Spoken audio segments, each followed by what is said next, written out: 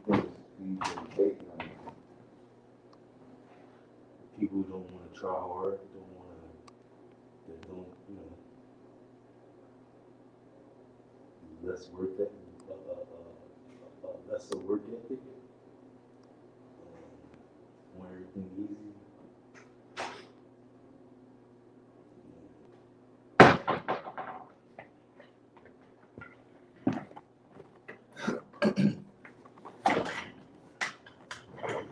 That's why it's not like everybody I come in contact with, I feel like it's against me or anything like that.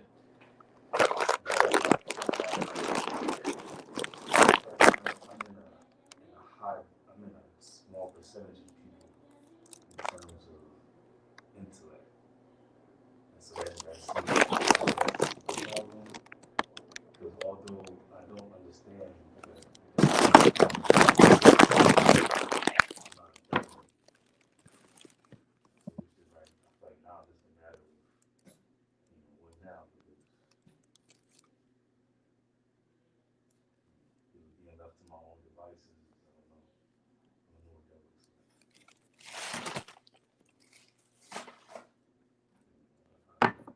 I'm prepared to do what I need to live my life the way I want to live it. I feel like 5% Nation God's verse may be a place for me to advance, help out, help my people.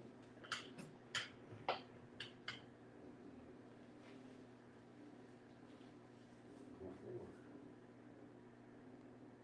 But I am prepared to do whatever I need to do on my own to become more enlightened and like I said, to accomplish the things in life that I want to accomplish. Yeah, so, how old are you? I'll be 44 in January, 43. So, right now, you could do the knowledge, you know what I'm saying, for a minute. I'm getting ready to, I got a live stream that I do as well. So, But do live? yeah, some of the things that we about to discuss right here, you'll be able to get a little bit of the 5% perspective, on things. And if you have any questions, because, you still at a level where, you can learn about what we teach. But, a lot of things, dealing with perspective. You know what I'm saying? Everybody got a certain mindset, a certain way that they look at the world. You know what I'm saying? You know, our particular way of looking at the world, is that we're God. You see what I'm saying? To where you said your particular way of looking at the world, kind of what I understood from what you're saying is that you know that everything can't be seen with the naked eye, but then you don't know what it is that can't be seen by the naked eye. See, there's some things you can't see with the naked eye, but you got other ways of being able to. You got other ways of being able to know it exists and knowing what it does. You know what I'm saying? Like you can't see the wind with the naked eye, but you can see the wind blowing the flag. You know what I'm saying? And still know that it exists. You can still feel the wind on your skin. But what you dealing with is a situation where you still looking for what it is that vibrates on that level that you can internalize it. You see what I'm saying? Uh, so like I said, you can do the knowledge. All right, everybody in here. I'm guessing everyone has done it. Each one teach one. Hit the like button. Hit the like button. Uh, anybody that's new, of course, subscribe. And share this on your pages. Share this on your uh, Twitter, on your Facebook, in the Facebook groups, in the text message, etc. Because we have to have our own. We have to have our own notification system. We know how Facebook treats me. We got Asiatic Mathematics, SW, Self-Bill, L7793rd, West Coast Wise, Carlos Clark, Wise U, Serious Mathematics, Tommy Robinson, Knowledge a Lot, and Be Righteous. So everybody see today's live is applying the 12 jewels.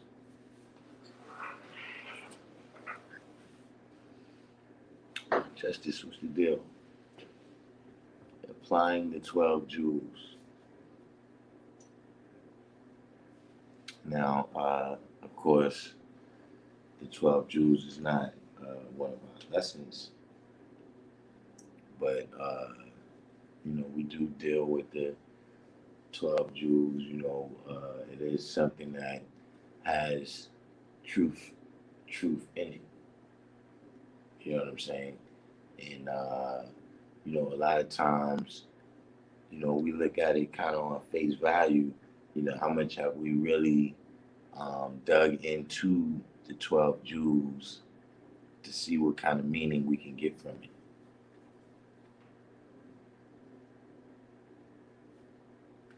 When we look at the different lessons, we know if it's dealing with history, if it's dealing with science,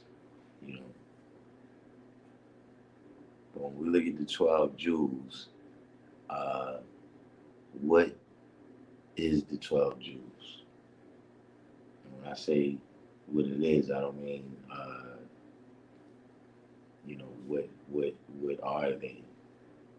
I mean, what does the 12 jewels mean to you?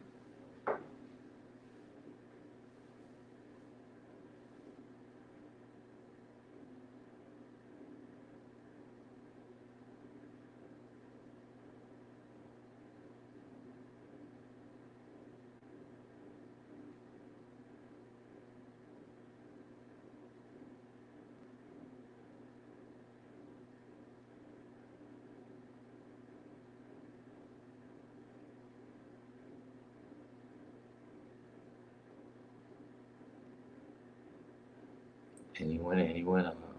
Are we lagging behind today? In fact, let me put the link up. This is one that some people probably want to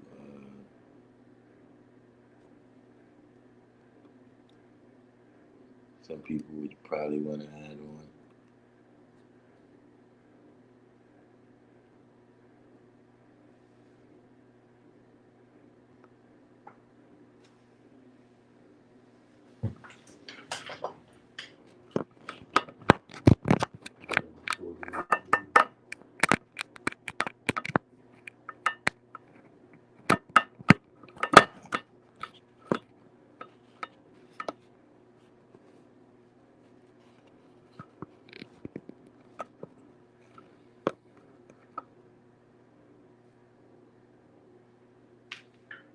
Like this is on my refrigerator.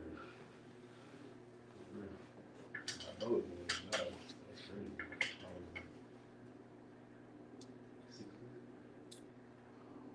we here? Holographics, what's the deal? Spend a minute and see how holographics piece it is what every person needs. We can compare it to Maslow's hierarchy of needs. That's very interesting. 12 things needed in life, nothing more, nothing less. Wise you. Smell good, so you smell good.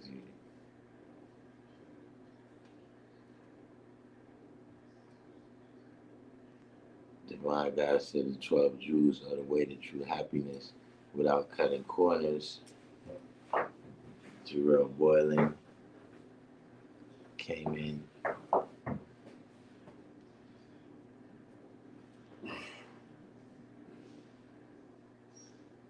Anyone else?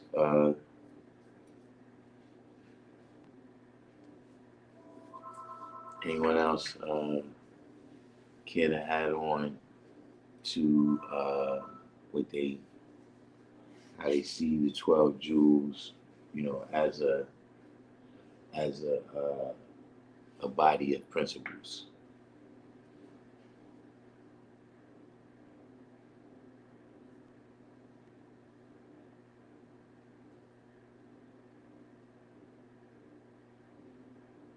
And here's another question to add on, right?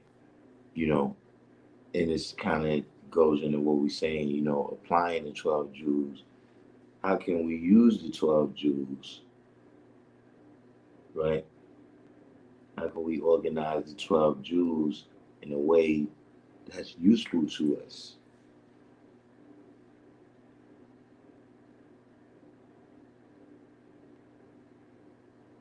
Justice said a jewel is something precious, so they are that which is precious to a righteous life. Now, that's one of the ways that we use the 12 jewels, when we applying it, one of the most commonly used one, of course, is food. You know what I'm saying? And yeah, we can see how, if we treat our food as a jewel, as medicine or however you want to apply it, and make sure that we eat the right foods. Um, that's a way that we can apply the 12 jewels.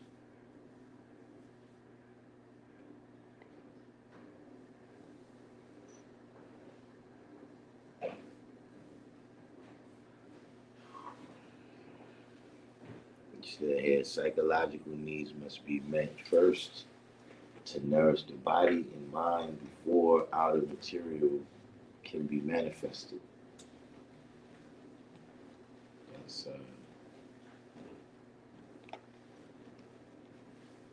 That's P. Foster.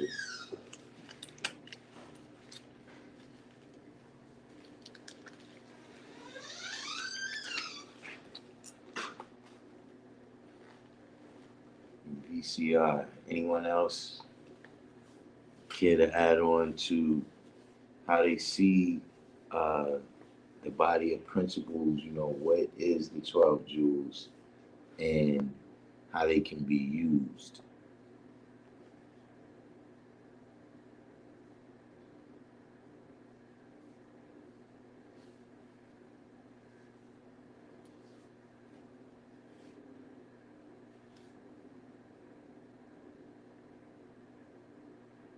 West Coast Wise said, I see it as steps for you to create a good foundation to make himself ready for a family.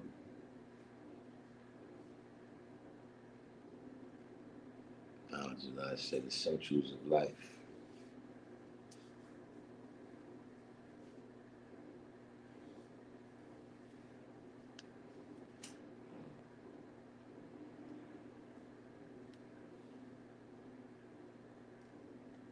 Knowledge is I see it as steps for a man to create a good foundation and make himself ready for a family.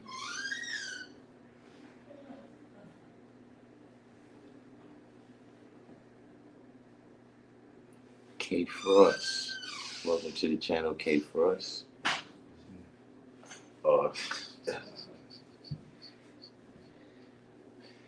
right, no doubt. Do the each one, teach one, hit the like button and subscribe.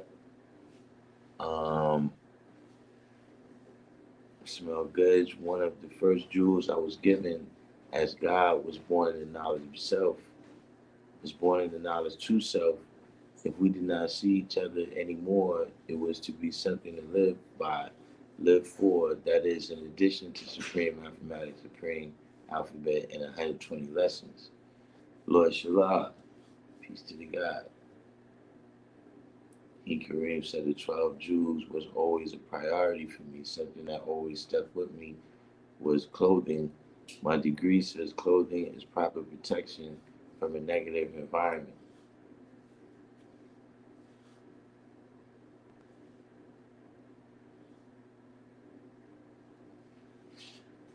All of these things is peace, divine truth is a science. All of these things is peace. But in particular, the way I was going to focus on applying the 12 Jewels in this instance, is kind of added on to, what we've been building on recently. And, also the situation, the political situation that we find ourselves in right now. You know what I'm saying? And that, these things is all can be applied to that realm. You know what I mean? Certainly, we can see how the freedom, justice, and equality is directly connected to whatever political situation that you find yourself in. You know what I'm saying? The food, clothing, and shelter. We can see how that's definitely impacted by that's definitely impacted by the political situation, the economic situation that we deal with. You know what I'm saying? And so like I've been saying in terms of how to look at these principles, right, through the institutions that can establish them. You know what I'm saying? Well, as you said, applying it in one's daily life relates to what and how one manifests that our God in all signs of everything in your square. Kareem said, I got knowledge during the gang era, and some of my close friends joined gangs. I probably would have too, but always looked at knowledge itself as my clothing from that negative environment. Yeah, that's definitely a way to apply it. You know what I'm saying? Like a lot of y'all are saying, when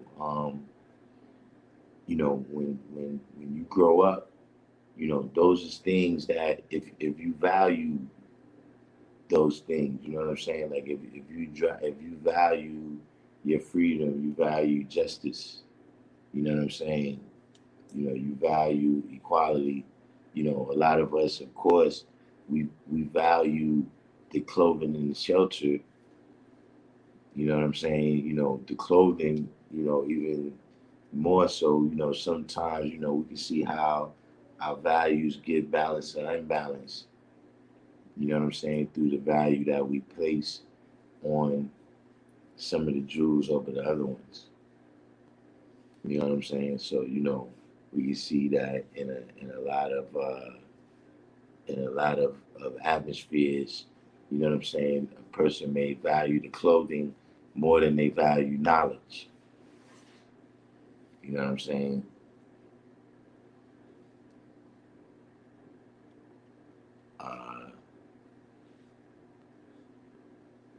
Lord Shalai said, being that I got my 12 Jews after I knowledge 120 degrees, I never looked at them as something to be applied, born you true to acquire through true diligence. There's also a difference between applying and acquiring. This is true. You know what I'm saying? But uh, all of it is kind of going to come out in the conversation that we have today. You know what I'm saying? Hold on, let me bring in uh,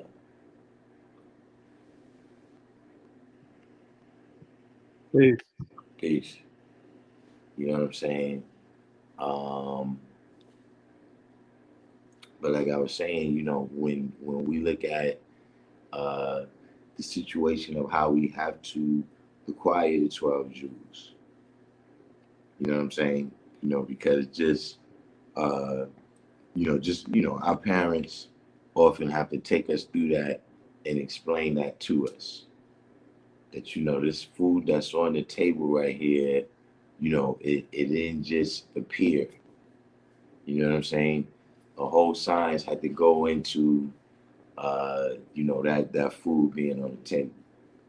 From somebody having to go to work to somebody having to go to the supermarket to somebody having to put in the labor, at the stove in order for you to have that, and so place some value on it. So when we look at it though on a like a national basis, as a group of men or a society of men, women, and children, you know what I'm saying? Uh, we can see that each of these, even the way they appear in the lessons. You know what I'm saying? In the knowledge God degree, you see the knowledge, wisdom, and understanding. You know what I'm saying? In the power degree, in the 1 of 14, you see the freedom, justice, and equality. You know what I'm saying? In the 10th degree, in the 1 of 40, you see the food, clothing, and a home. You know what I'm saying? But the food, clothing, and shelter. And in the knowledge build degree, you see the love, peace, and happiness. You know, so the lives. Nah, nobody said the lives. The lives technically they've been uh, they've been pretty good. Hey, Kareem, from what I had I had some issues the other day, but but like I was saying, if you look at the if you break down the 12 Jews along those lines, right? Then you can see uh, knowledge, wisdom, and understanding being educational. You know what I'm saying? Freedom, justice, and equality is social. You know, food, clothing, and shelter is economic, and love, peace, and happiness is family. You see what I'm saying? So when you look at it from that angle, then you see that these is all certain pillars. Certain institutions, right? An educational institution is what will you know reinforce those principles of knowledge, wisdom, and understanding. To the people. You know what I'm saying? Social institutions, how we treat each other, and how we interact with each other is gonna foster the principles of the freedom, justice, and equality. You know what I'm saying? You know, economic. You know, I don't know if the word necessarily is system. Because I don't want to say like a different system, capitalism or communism, but just saying, um, an economy, which is a system, of the flow of money. You know what I'm saying? Is the type of thing that, will foster the principles, um, food, clothing, and shelter, and family is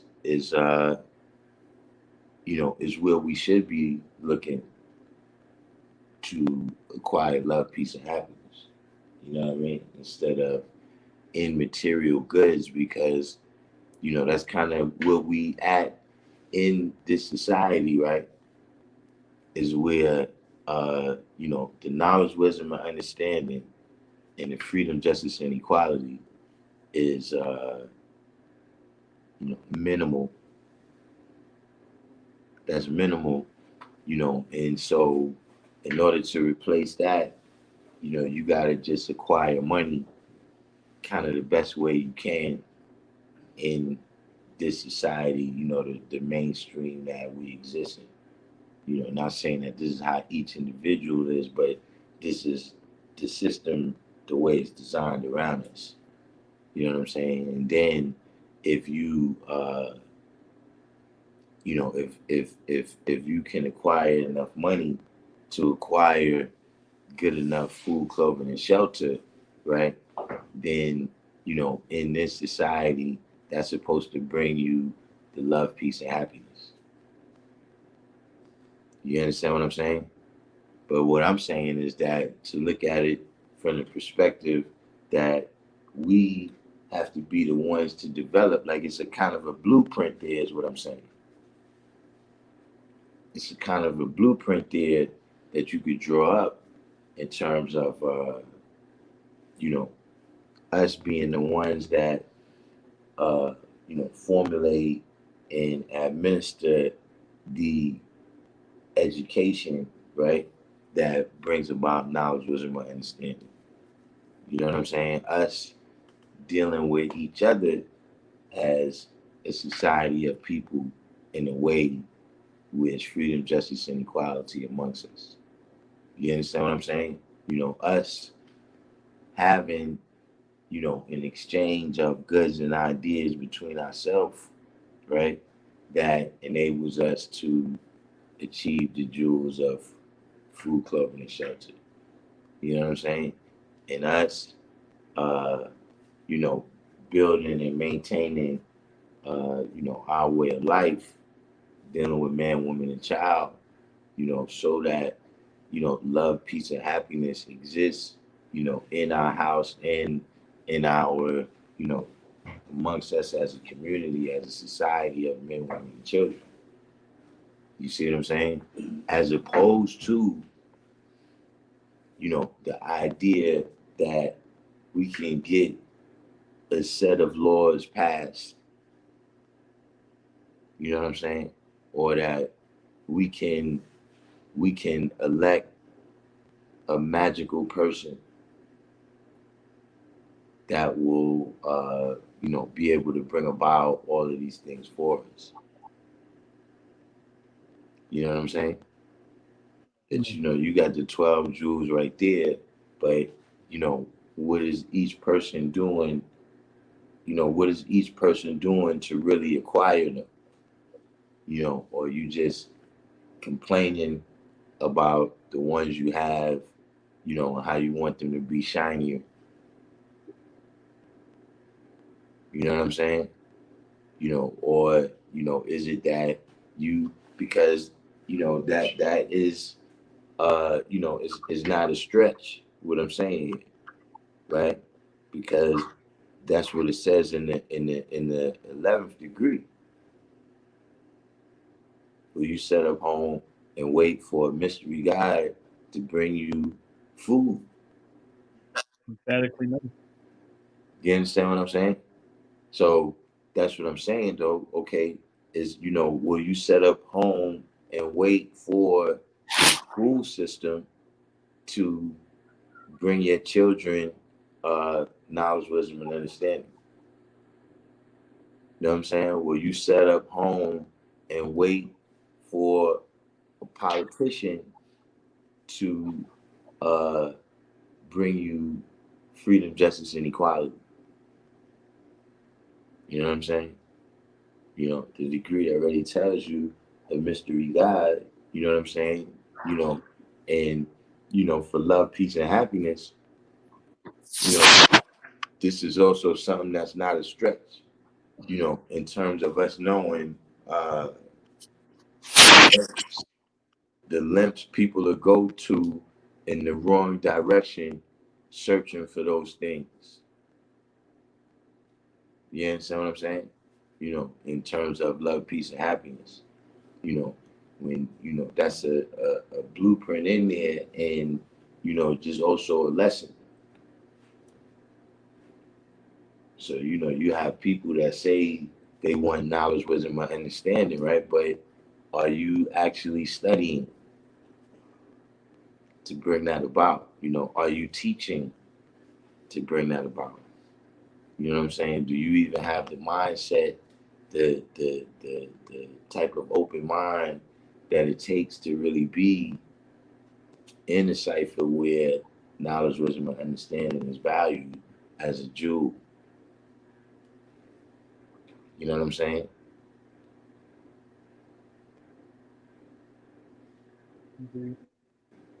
Okay, Wise, you wanted to add on? Yeah. So I got it like Lord Shalah. I got my 120 first, and then the 12 jewels was last. So it was kind of it was like, all right, you got all this, and then is the audio all right? Because it's kind of tripping over here. Yeah, hold on for a second.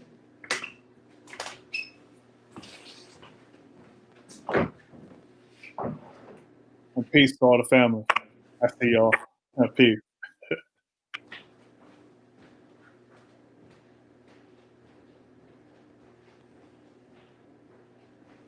Yeah, peace, Carlos Clark. Los.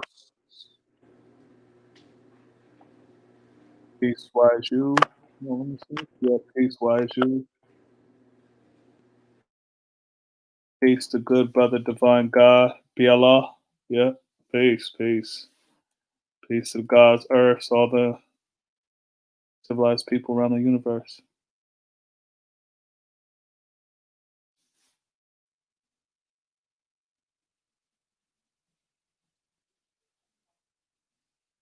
Oh, he put himself on mute. All right. Peace, Tommy Robinson. Peace. Peace. Can you hear me, G? Okay. So what I was saying was that I got it like Lord Shalah, where I got the 120 and then I got the 12 jewels, and it kind of how it was explained to me was kind of like putting things in perspective. Because when I got the knowledge, I was actually having my daughter, so it was a different mindset and different perspective. When I got it, my daughter was about to be born. The earth was she was 8 months, and when I got it, I did all that, and then soon as I got the alphabets, or I finished the alphabets, my daughter was born.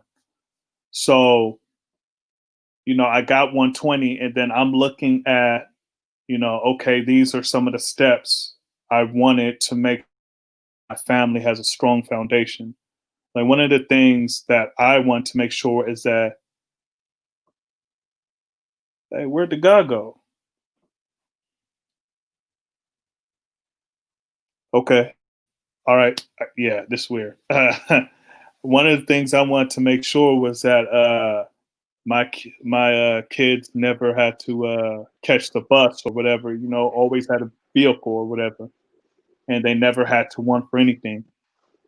So this applying to the 12 jewels is that okay? How I'm seeing it is that at least 5 of the 12 jewels is in, the supreme math anyway, you know? So we got knowledge, wisdom, understanding. Mine says freedom or culture. And then we got equality. So at least, 5 of them, almost half of the 12 jewels is in the supreme math. So I looked at it as it's relational to what, is my foundation anyway. And also, like you were saying, G, was that the rest were in degrees in 120. So when I got to 120, I got all that, and then I got the 12 jewels. It was easier to connect. Okay, this is with the supreme math, and then these are with the degrees. You see, so and also they helped me, kind of like what you were saying, G, was that you know these things are related in the sense that knowledge, wisdom, and understanding is like educational and stuff. So these help me, as a foundation with my family and manhood because there's one thing that was taken was that it was a rites of passage. Now I didn't get this knowledge when I was a teenager, so I didn't get that rite of passage. So this gave me a foundation to build on top. So that's how I got it. Mm. Well, when I got him, like, oh, Yeah, I felt like a star for a minute. I had the big screen, G. um, I feel like David when Ruffin. the way I got them, they was like, why is my camera? What's the deal today? But they was around, and I always kind of just learned them as something that you know they was peace and all that, but they wasn't the lessons. You know what I'm saying? Like it just wasn't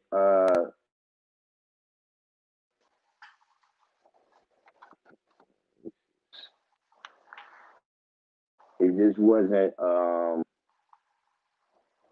it wasn't part of the foundation. You know what I mean? So I Yeah, didn't necessarily get it as a plus lesson, like in the same way that I got the problem of XYZ or something like that. But uh, I always knew it. You know what I'm saying? It was something where I think for me it was really more of a thing that uh, a lot of other people knew it. You know what I'm saying? yeah, So I knew it. yeah. Yeah, You know actually, what I'm saying? But you're the first one that said that's not a part of like. No, we don't like. That's not a part of our teaching. So I kind of just because all the brothers up here agreed that okay, we're going to teach it like this, and that's not necessarily with the 12 jewels, but like you know, 1 to 10, 1 to 36, 1 to 14. So there's not that, So that's the firstborn. They here, the firstborn that was here, they agreed, okay, this is how we're going to do it. This is how we're going to move so that, we're all in unison and stuff like that. So you're the first one that was like, all right, well, nah, the 12 jewels isn't a part of, of that. So I was like, oh, okay. yeah. But the word Smith said, is freedom only a mental thing or a physical thing as well? Um, all of the principles that we deal with is mental and physical. You know what I'm saying? Because remember, uh, when you deal with freedom, justice, and equality, right? Even in terms of the degree, when you're talking about the power degree, they talking about on a social level. They talking about a situation where the like the the priest class, the class of people who had the knowledge was holding the wisdom above the people's heads. You know what I'm saying? You know, different things. Like for instance, when Jesus made his trip into the temple, is Don Bishop on? I'm sure Don Bishop would be an expert at this topic. But when Jesus went into the temple, one of the reasons that he went in there is because, uh, the people had to make sacrifices according to the religion. You know what I'm saying? But the thing is, when you went into the temple, they were selling the animals that you had to sacrifice, but you could only buy it for a certain kind of coin that they control the value of. You understand what I'm saying? So in that way, there wasn't justice in their community. That's a physical thing. You know what I'm saying? Especially, when the manifestation of it is injustice. We see that that's a physical thing. Uh, you know, uh, uh, what happened to George Floyd, right? We can see that the freedom, justice, and equality was physical. You understand what I'm saying? Them restraining him physically. You understand what I'm saying? The way they reacted to him on a physical level. You know what I'm saying? That's when the equality turns physical. Like, yeah, it's a concept, of how we treat each other, but how we treat each other ultimately becomes physical when we live it out. You know what I'm saying? So, uh, yeah, freedom, to take it to another level in terms of, how we came to be in America. You know what I'm saying? Our first participation in America. I won't say our first, and only, but how the mainstream chose to uh, have us participate in America was as slaves. You know what I'm saying? So in that instance, freedom is a physical thing.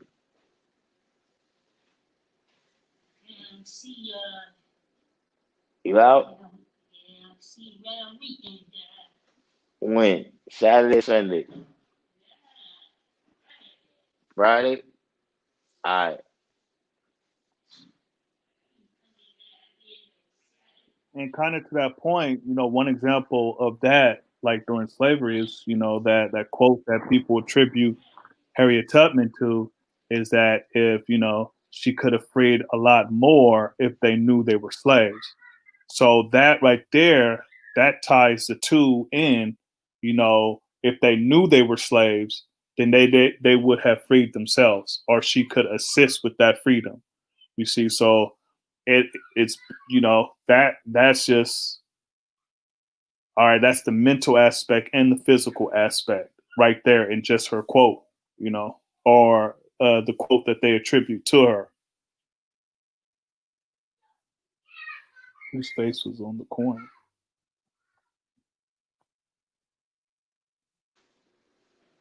But yeah, indeed, you know what I mean? So, with all the degrees that we deal with, all the different principles that we deal with, that's a lot of times that's the key. A lot of times that's the key. You know what I'm saying? Is you know, figuring out, what I'm saying, that's a degree of wisdom right there. You know what I'm saying? It's figuring out, how these concepts is manifested, like you dealing with something that's physical, right? You know, how do you break this down, mentally so that you could solve it on that physical level? You know what I'm saying? Or you have a concept that's in your mind, you know what I'm saying? How do you build on that concept so that it becomes a physical reality? You know what I'm saying? Like a person may want to be a doctor or a lawyer, but what is your actual plan of action? What is the things that you're going to do in order to do that?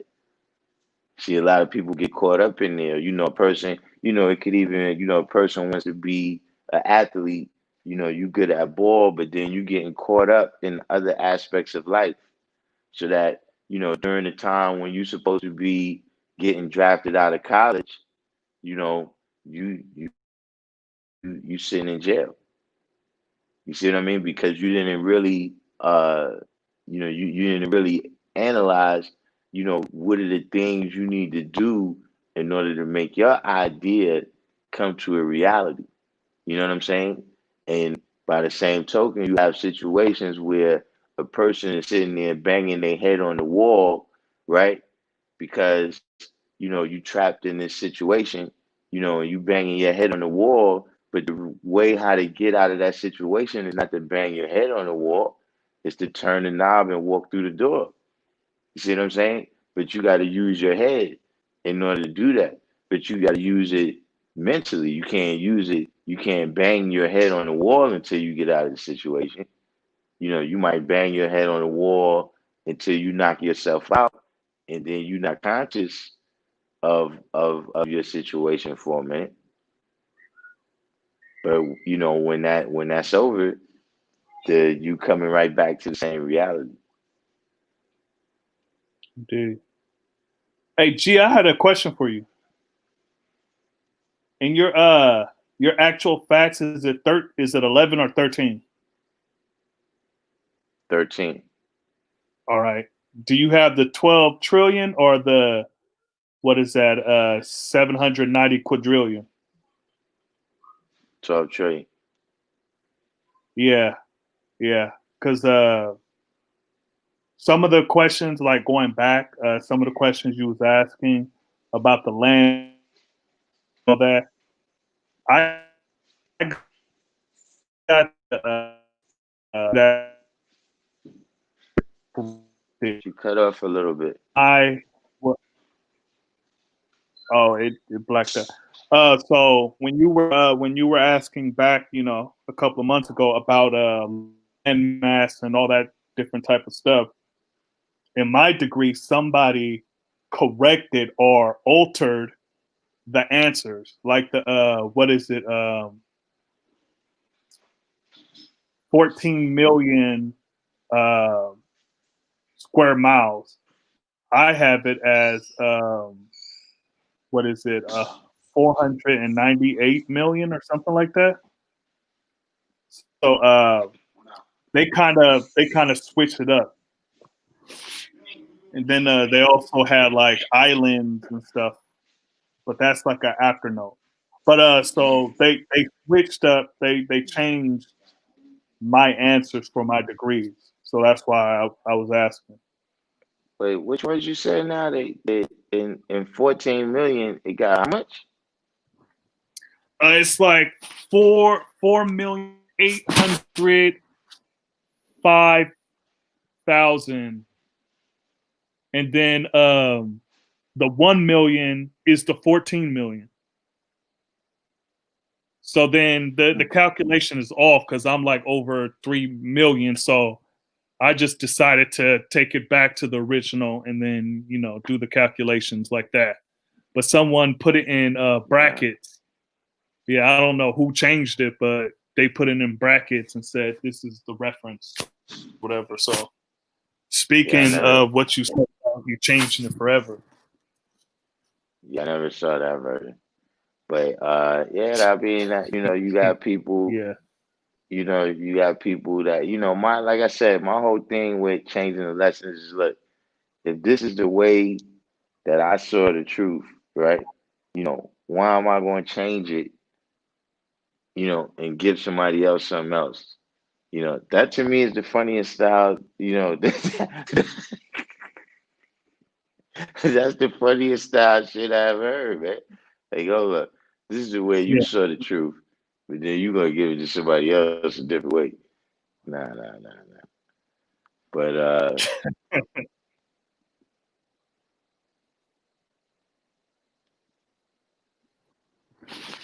Original C said the 12 Jews were the achievements that I reached swimming my 9,000 miles. 12 Jews became that Oscar winning award once I acknowledged 120. The wordsmith said, I think his degrees to physical freedom, for example, a person on house arrest is a little more free than someone behind the walls.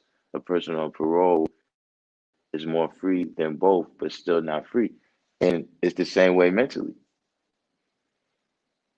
You know what I'm saying? That you know, is people that is behind the wall, like you said, right? But their mind is freer than some people that's out here.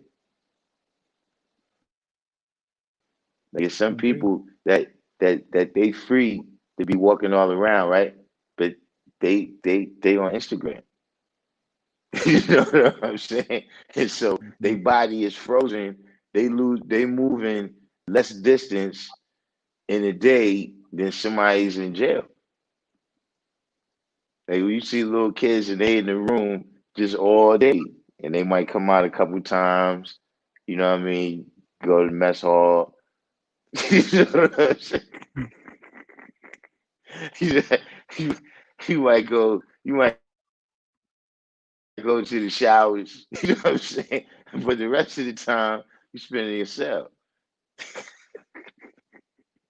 You know. Then you got people that's in there that go to college and you know what I'm saying? So yeah, it's degrees, man. It's levels. It's definitely levels.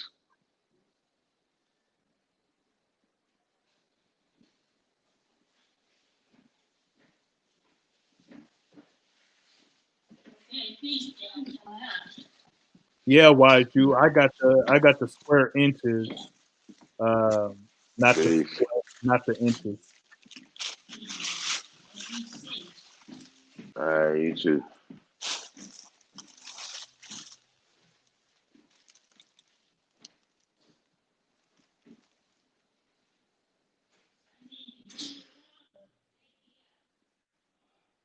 Oh yeah, yeah.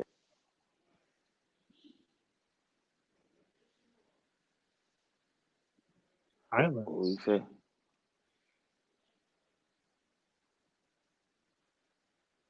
You said whose face was on the coin?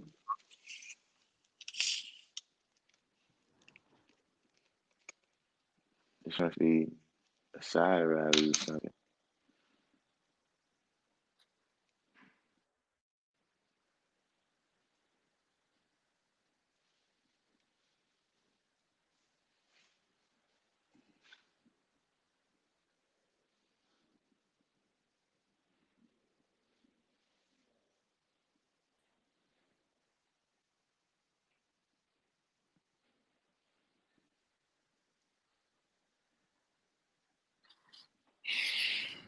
Oh yeah, right. Whose face was on the coin? He's talking about whose face was on the coin that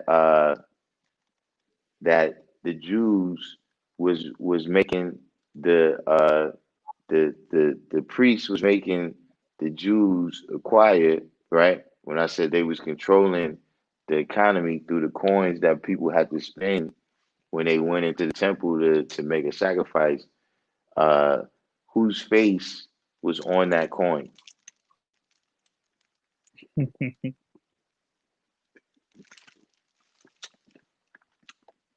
That's one for Don Bishop.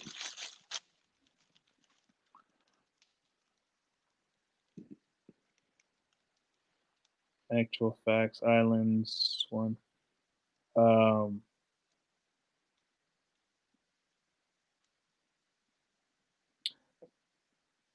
no, the hills and mountains on mine is 1,910,000, and then the deserts is 14 million.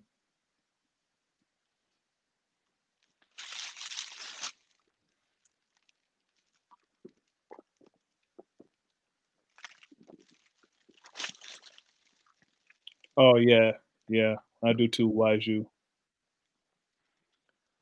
What's this? He Kareem says the supreme wisdom actual facts. Islands is 1,910,000 square miles. Deserts is 4,861,000 square miles. Atlantic Ocean is 41,321,000 square miles. Indian Ocean is 29,430,000 square miles. Yeah, that's quite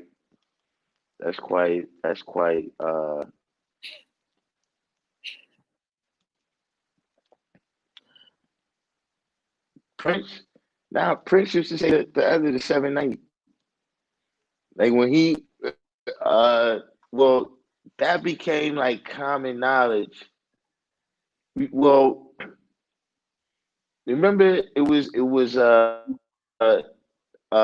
whole inch mile thing with Beloved and William Harrison.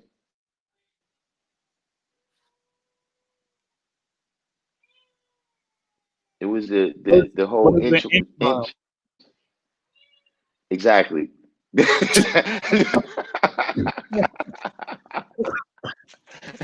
He's this was something where somebody tried to twist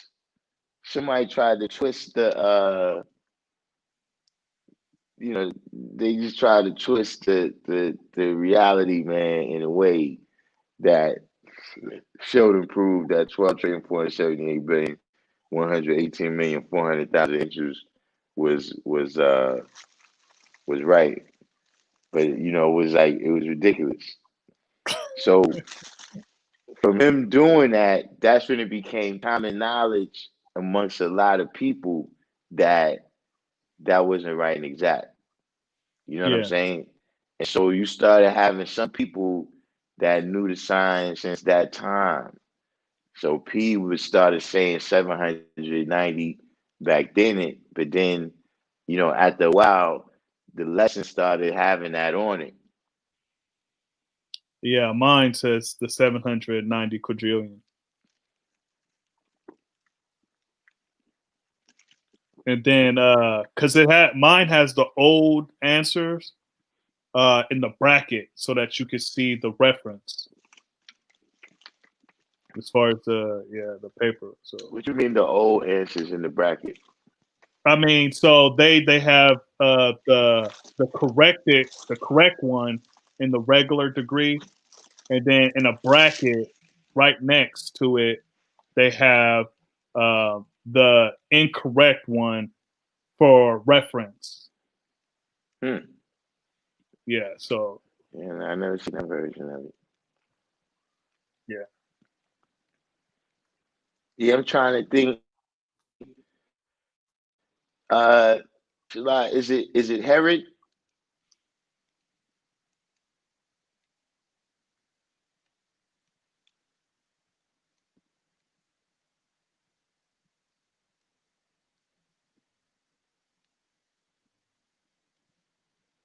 You said you use a calculator to convert 196,940,000 square miles to inches.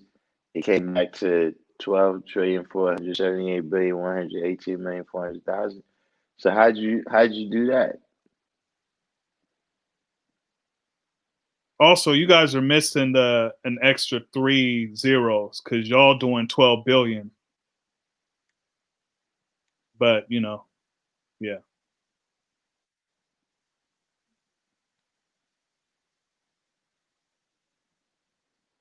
Yeah, I seen the islands in the Supreme Wisdom. But how'd you go about this calculating uh the 196,940,000 into those amount of square inches?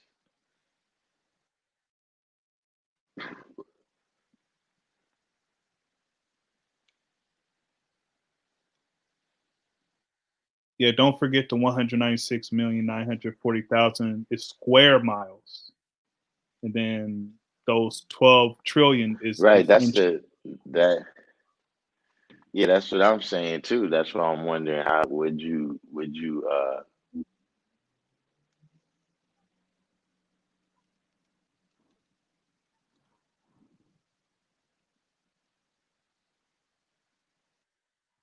It's going to be very difficult to try to measure the earth in something that you just measure length, you see, because you got to measure the width too. So if you're just measuring the earth in length, it's going to be difficult to do that. And that's just what a mile is. What an inch right. is. It's just See length. when you put convert miles to inches, that's where it went off. You can't square miles. You can't convert square miles to just inches. You got to convert. square miles to square inches. Indeed. Yeah, I heard the story about how that got into there. What you talk about, G? The 12 trillion. Oh,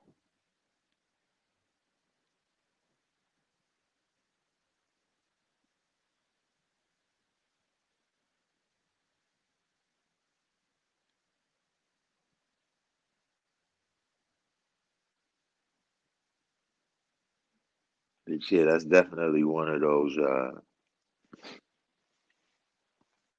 That's one that has tripped a lot of people. What is this? Oh, that's the super chat. Shout out to Knowledge. Shout out to Knowledge with super chat. peace. You know, I forgot about that. The super chat is on now. But yeah, that's peace right there. I think you could. I think you're supposed to. You're supposed to. You're supposed to. You're supposed to ask the question with that, right? I don't. I don't know how it works, but yeah, that's my first super chat right there. Indeed. That's how it works, G. They ask a question and then, we go into it. I've seen it on other channels, sports channels, really. But Shala said it was the Caesar. It was Caesar on there. Remember, he told him to give back Caesar what belongs to him. Then I think he flipped their tables like we used to do the inside. Oh man.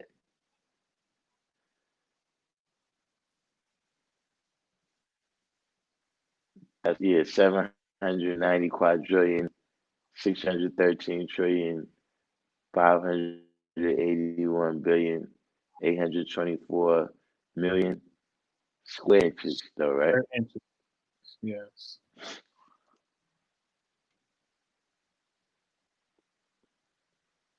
Yeah, that's that. I mean, it's been around for a long time. You know, I recall it back in the 80s, but it gained popularity in the 90s when people started getting their lessons with that in it. Mm.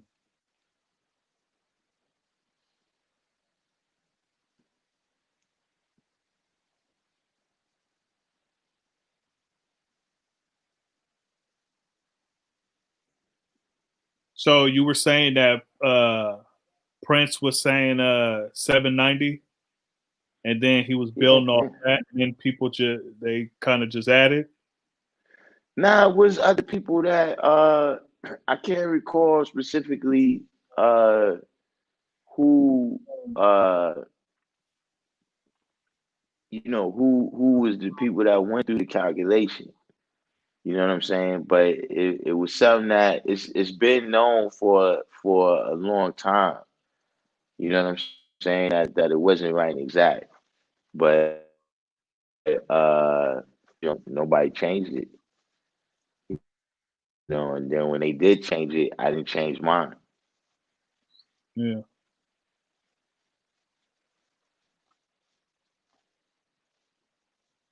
on the screen, Lord. I want to see the bracelets, the brackets. Oh I yeah, don't we know. was You getting gotta off. gotta ask, you gotta ask the G man. This is a Hotep channel, so Yeah, we was getting all fancy yesterday. I didn't even know you could do all that. I don't know how he put his screen on there. But see, you know what it is. See, he used to that being on Mean Gene. That's how they do.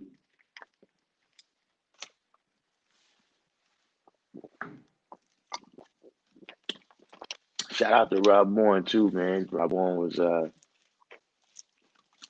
dropping some history lessons on us yesterday.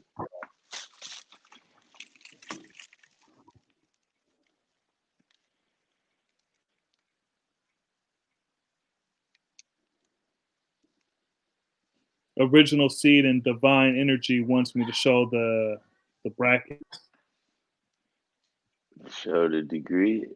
Yeah, I guess you got it right there. You probably got to just point your camera at. Yeah, hold on. And listen, if you want something new to memorize, it's a whole bunch of stuff to get memorized. Yeah, Matter of fact, I gotta. speaking of memorize, where's real hip hop?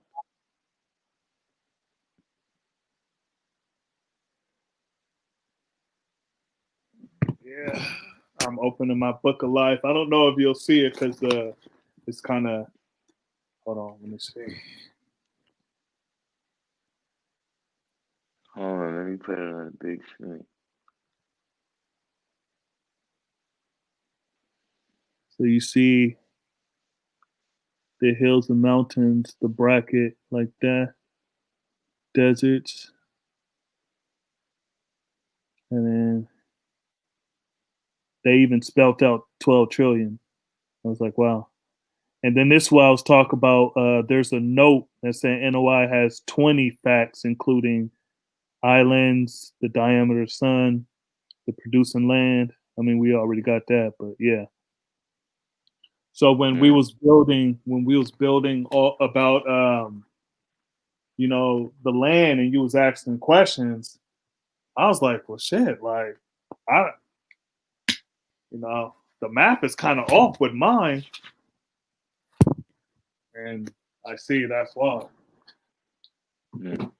Yeah. Yeah, So no, I never saw that particular version like that. I do know that that the problem book had a whole bunch of extra facts like that. mm, Yeah, real hip hop, right? Hopefully that's what he's doing, man. He's over there studying because I don't know what's going on with him. You know what I'm saying? He's like I said, a lot of people is making it more difficult than it is. You know what I'm saying? Nah, I'm serious. When it comes to 120, look, it's people that couldn't read or write and learned it in the proper amount of time. You know what I'm saying? It's little kids that, 10, 11, 12, 13 years old that acknowledged it in the proper amount of time. So, if you the high scientist that you say you are, you got all these different things you can build on, all these different topics, and you see all these things so clearly, certainly you should be able to learn it in the allotted amount of time too. You know what I'm saying? And that's with anything. Like, did you know it's a limit on the amount of time that you have to learn how to speak? Like, if you mm, don't learn how to speak by a certain age, you never going to speak. mm, See, because uh, it's just like being born. I'm talking about physically. What I'm saying with this is being born too, but that's in a mental way. But I'm saying that look, you can't be in the womb. You can't be in the womb for 15 months. Like that's the limit of time.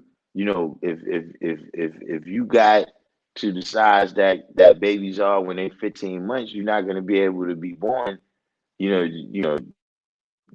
Definitely gonna have to be a C-section or something. But I'm talking about the capacity of the woman to share her, body systems, her life supporting systems is uh is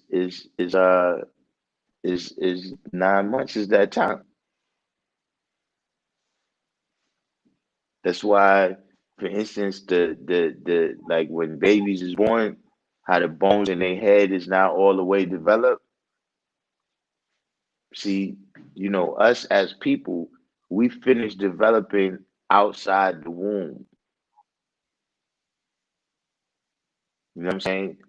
When you see when you see animals like a zebra or something being born, right?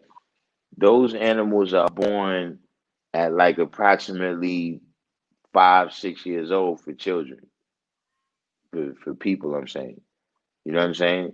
Like you see a zebra, they come out the womb, and within like 45 minutes, they run in with the pack. Yeah, got to. Yeah, right. Because that's the reality of their existence. You understand what I'm Yeah. saying? But because we have a culture where we can still nurture you outside the womb, you see what I'm saying? As people with supreme intelligence, you know, that's how we grow and develop. You know what I mean? But time is infinite, but timing can mean everything.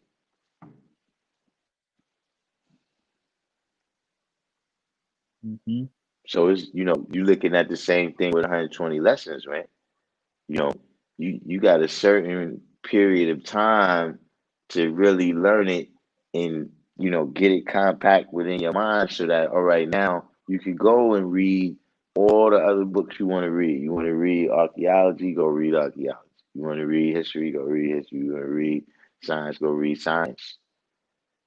You know what I mean? Because you already have, you know, like the brother was saying, your brain is closed. You know what I'm saying? Where you could go and be exposed to all these different things and be all right. Yep. Come back the same. Yeah. You know what I mean? Because some people, that's what they do. They go, you read in this topic over here, you know, uh, some people have been in every nation almost. And I guess there's some merits to that. You know what I'm saying? But it's also shows a little bit that you kind of quick to, jump in the water.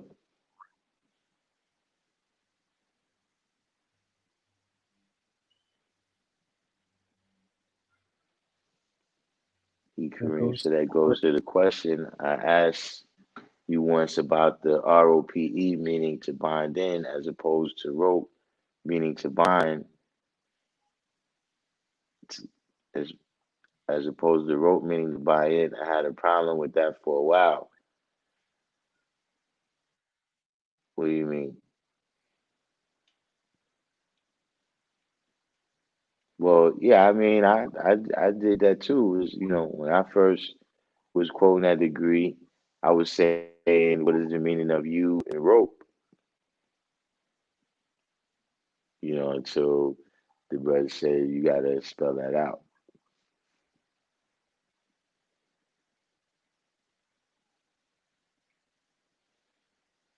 And Right? also when Why is you? That's another thing right there. You got a certain period of time in order to potty train yourself.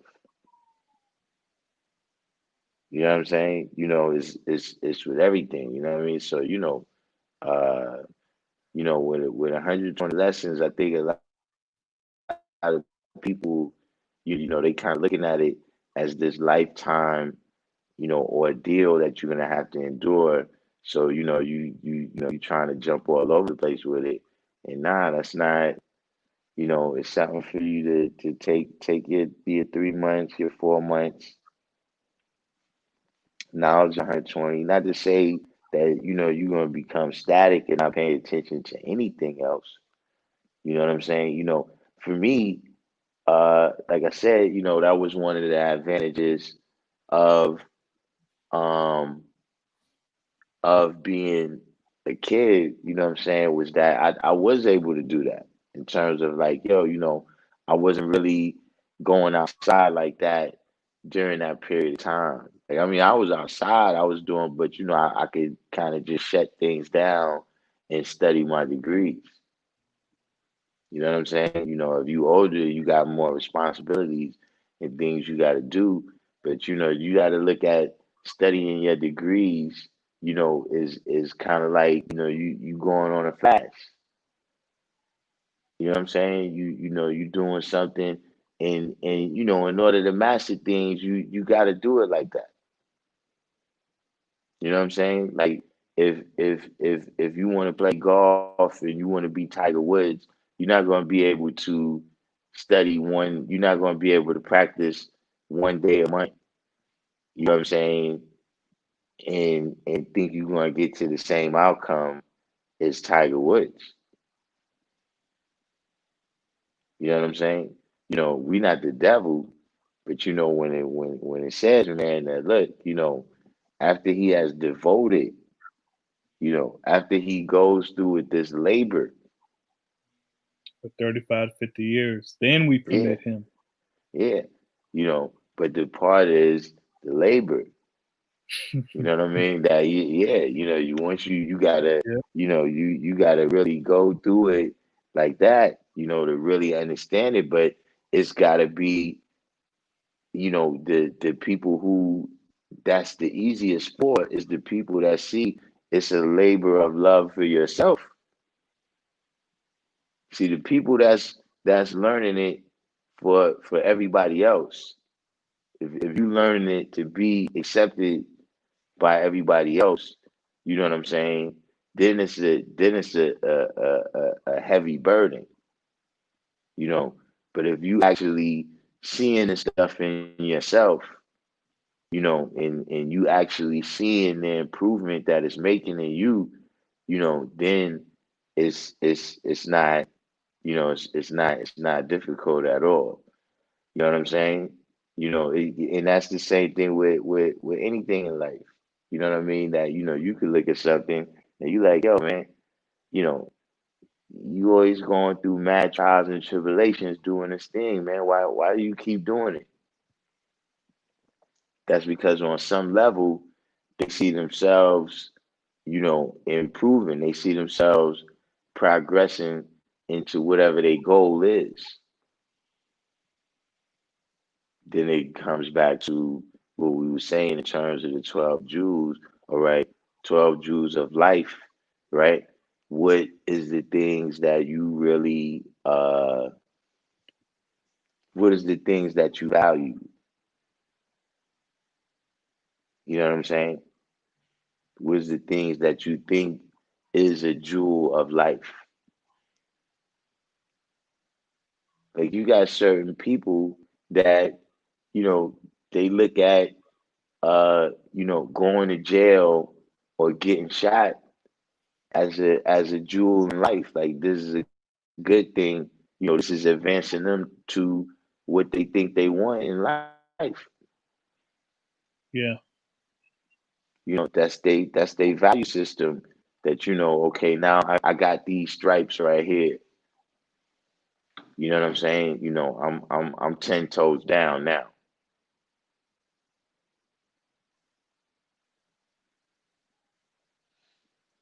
Indeed.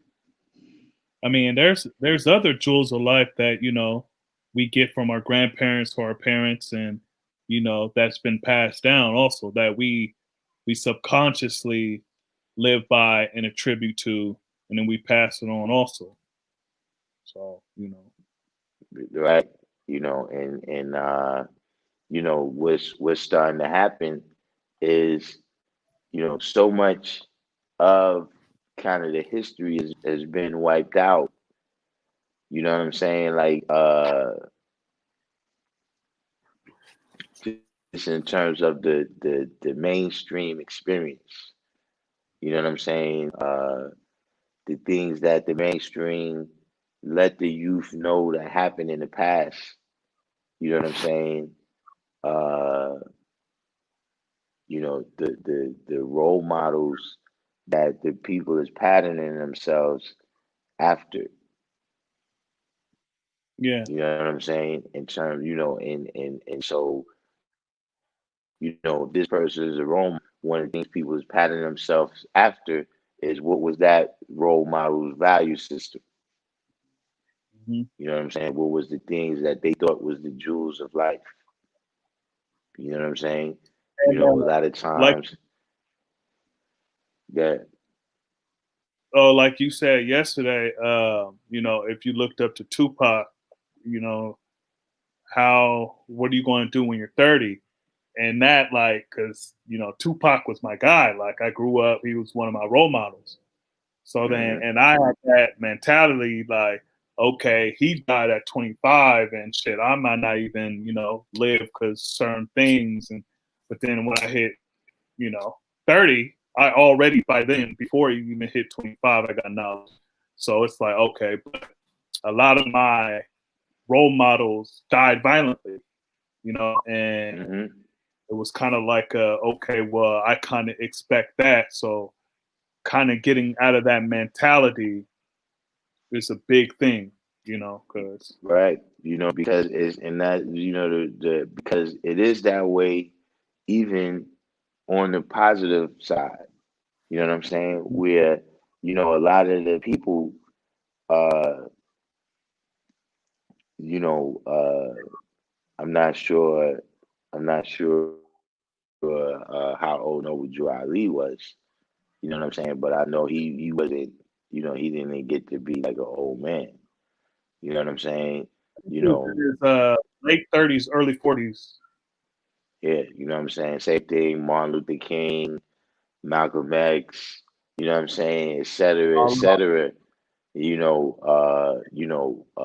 Marcus Garvey, all of, you know what I'm saying? Even if they didn't return to the essence, something happened, the Black Panthers, you know what I mean?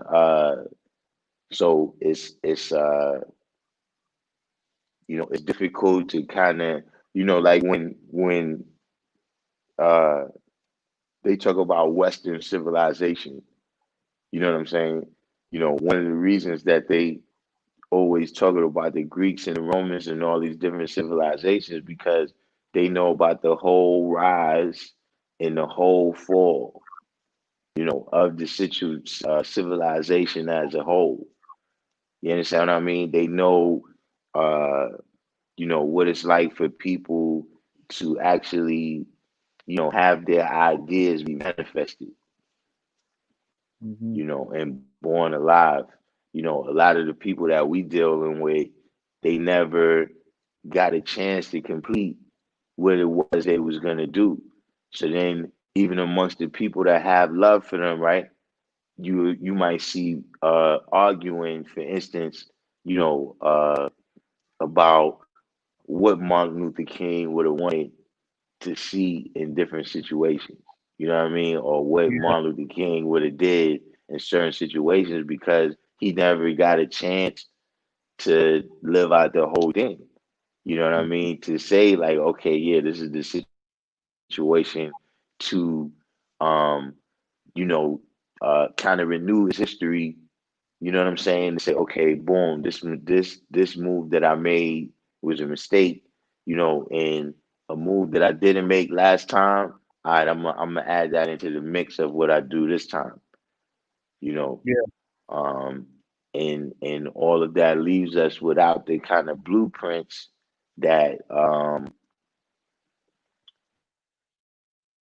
we used to have in terms of being societies where uh mostly every business was a family business. You know what I'm saying? If you was a fisherman, your father was a fisherman and your son is going to be a fisherman and his son is going to be a fisherman. You know what I'm saying? As opposed to hmm now where, like I said, we have an incomplete uh what is the knowledge base becomes incomplete. You see what I'm saying? Yeah. Meaning because in the system where I'm saying where we are fishermen, we end up with thousands of years of experience. You know what I'm saying? Every time a new person comes in that line to learn how to fish, they gain thousands of years of experience that's been passed down through the family. Yeah. But Salah said in Medina, if you showed and proved to be a little special, you better have got them lessons tight and quick. Yeah, and I'm gonna tell you something too. Just in my travels, you know what I'm saying? It was better to know your lessons, right? And then, somebody might ask you a question on how you see something, right? And you might be shaky on it. You haven't really developed. Your understanding hasn't really grown to that level yet. You know, that person always came out better than the person that came around doing all this talking about what they understood, and then they couldn't quote the degree.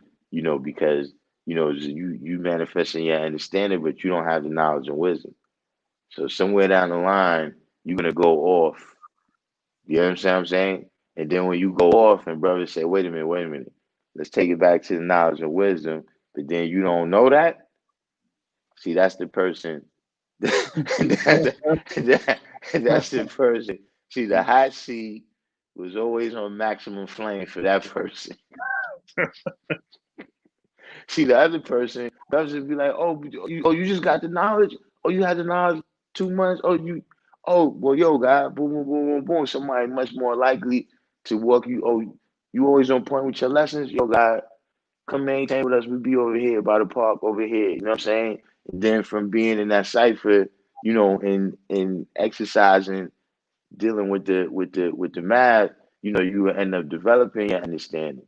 But if you just came around doing all this talking, man, and it's time for us to take it back to the foundation so we can see, all right, how it is that you got to what you're saying right here. You know, uh, like I said, the hot seat was always on maximum flame for that person. So like I said, there's some things, uh, you You put a know, lot of people on that hot seat too. well, I really, uh, I didn't know the difference between the hot seat and regular life. Like I said, for me, I was on the hot seat the whole time. You know what I'm Yeah, saying? Like when I got the knowledge, uh, you pretty much got it on the hot seat. Like the first time I stepped into the cipher, everybody was asking me questions. You know what I'm saying? And yeah, that's kind of just the way it was at that time. You know what I'm saying?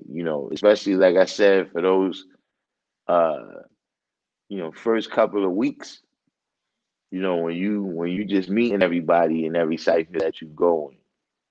You know what I'm saying? You always pretty much was on the rack. hmm Uh, and you kind of had to you had to work your way off. You know what I'm saying? Like in time when, you know, you get to like your 1 to 36, 1 to 14, and you start to have, some more experience with the brothers and everything, then you might come around, and I mean, we still gonna go through the math, you know what I'm saying? But yeah,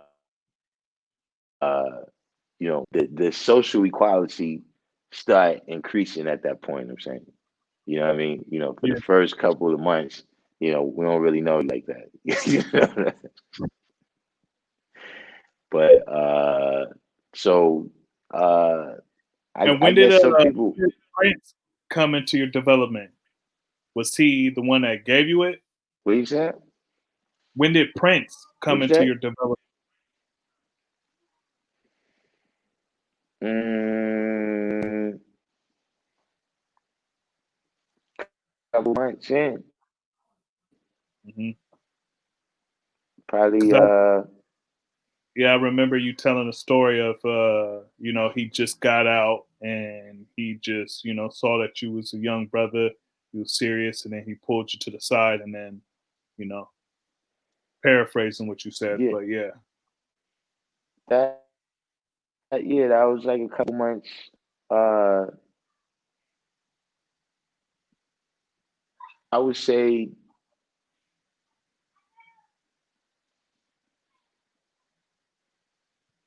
maybe about 5, 6 months. Okay. Nah, not even.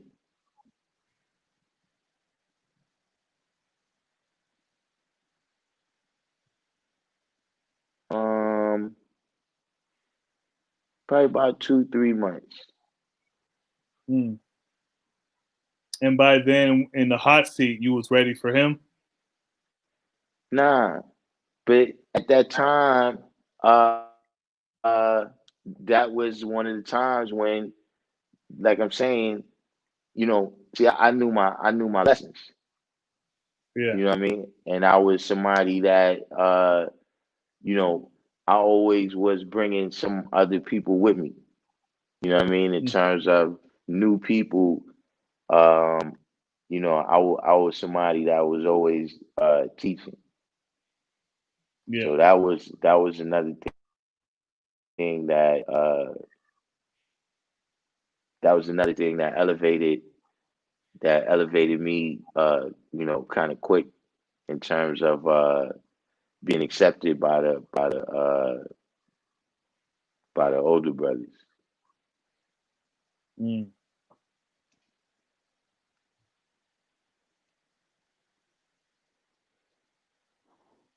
Lord Shalom said in Medina, the hottest was always the surface temperature of the sun. In Medina, somebody might just push you on the hot seat to see how you sizzle. I mean, pretty much that's what that was kind of the order of the day. You know what I'm saying?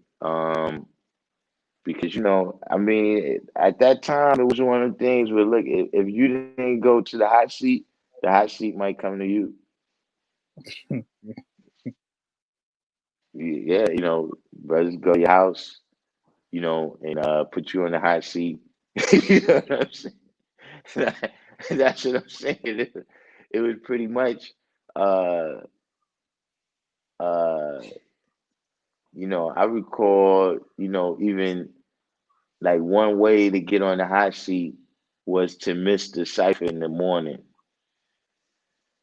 Like every morning when you used to come to school, it's a cipher right there in the front, and if for whatever reason you miss that cipher throughout the whole day, everybody that see you is going to be asking you how you see today's math, how you see the degree because you wasn't there this morning.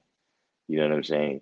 And then if you don't know, that word is going to shoot through the school like I can't even at 1,120 feet per second pretty much.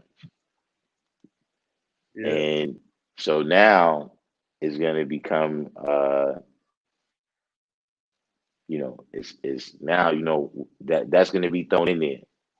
You know, like normally a brother would just ask you how you see today's degree. You know what I'm saying? But now brothers is more like, yo, where you was this morning, man? Yeah, I heard you didn't know today's degree. Oh, Yeah. So do you know it yet?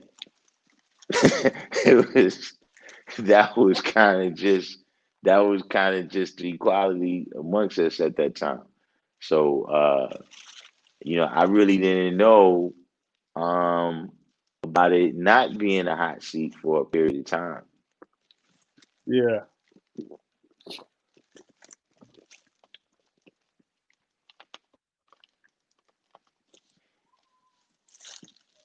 And hot seat was like a ring of fire, but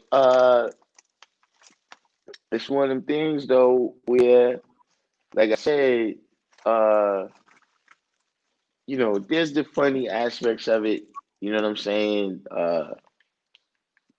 But when I say funny, I mean like humorous.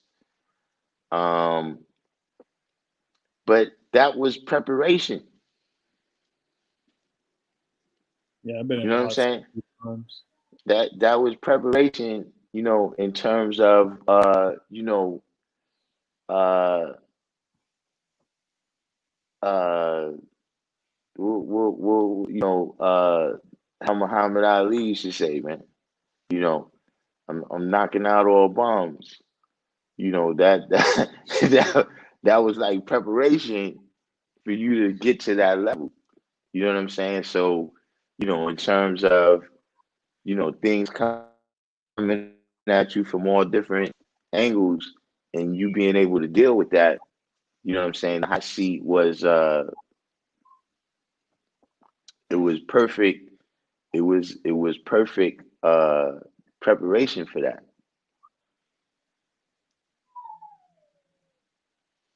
Right, Lord Shalom said, I've had guys come to my door, ask my mom if I could come outside. And you know what was always funny about that? Nobody's moms ever said no. I don't really recall nobody's moms.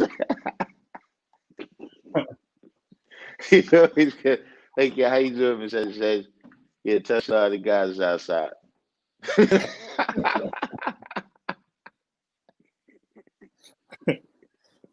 Uh, that, that was always, anybody try to act like they weren't there? yeah, a lot of people. You can tell some people would take like an hour. You got to knock on the door again. Yeah, tell them we said we're not playing.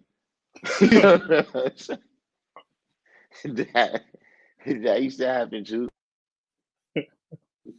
But I said at that time, this was my experience. So this is what I'm just thinking that the guys is. I'm not really thinking that I didn't know the brothers that came around each other and didn't build on lessons and all of that. You know what I'm saying? Mm.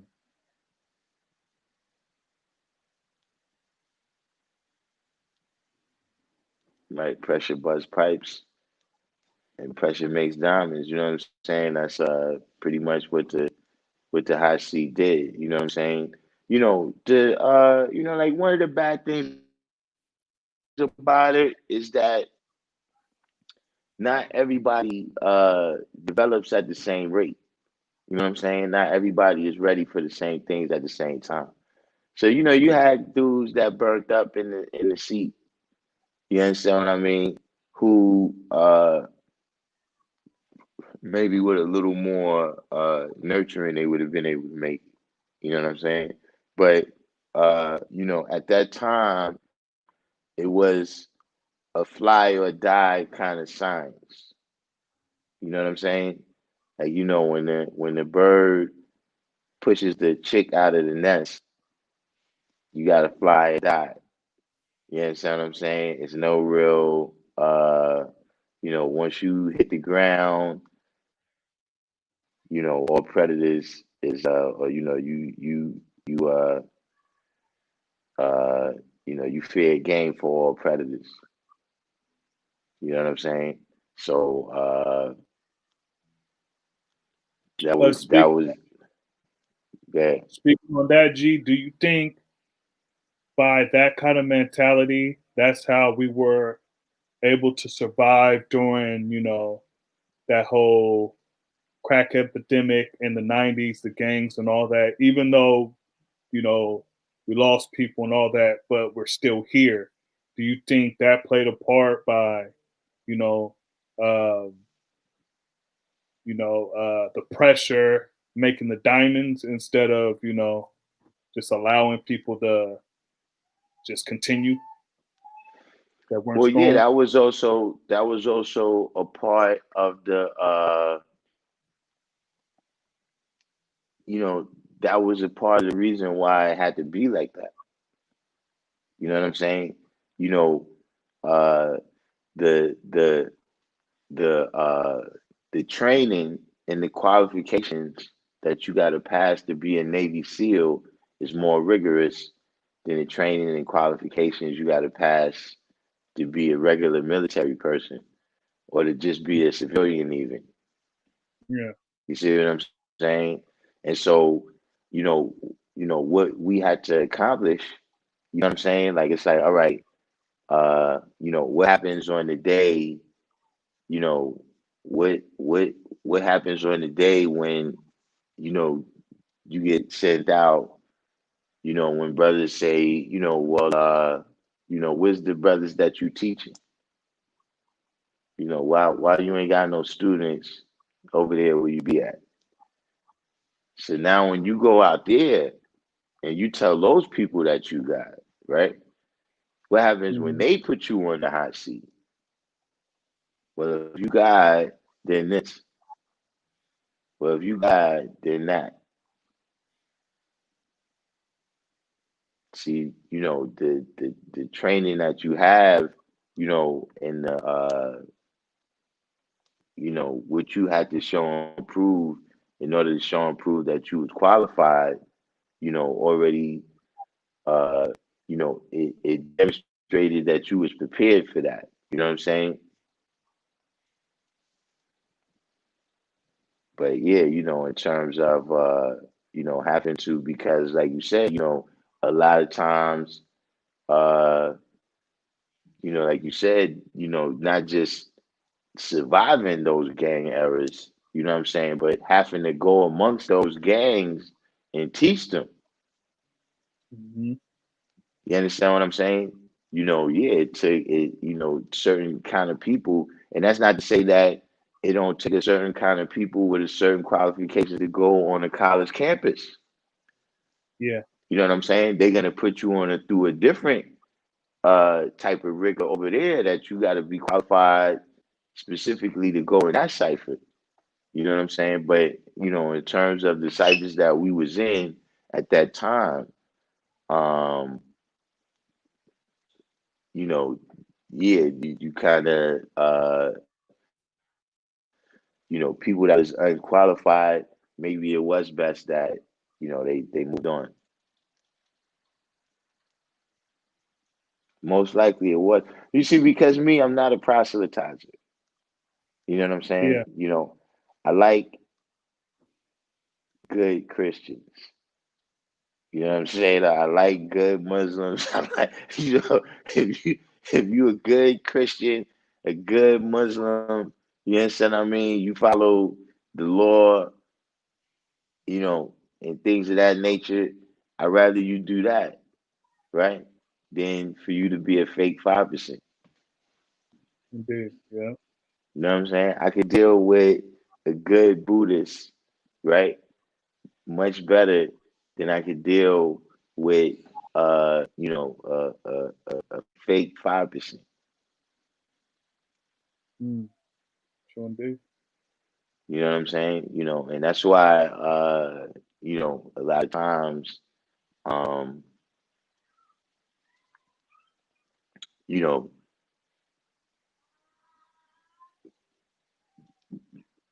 people, sometimes people get that perception that we want the whole world to be like us. Mm-hmm. Because in most things that's how it is. You know what I'm saying? Like they already come with the idea, like we was discussing yesterday, that okay, you're born these things.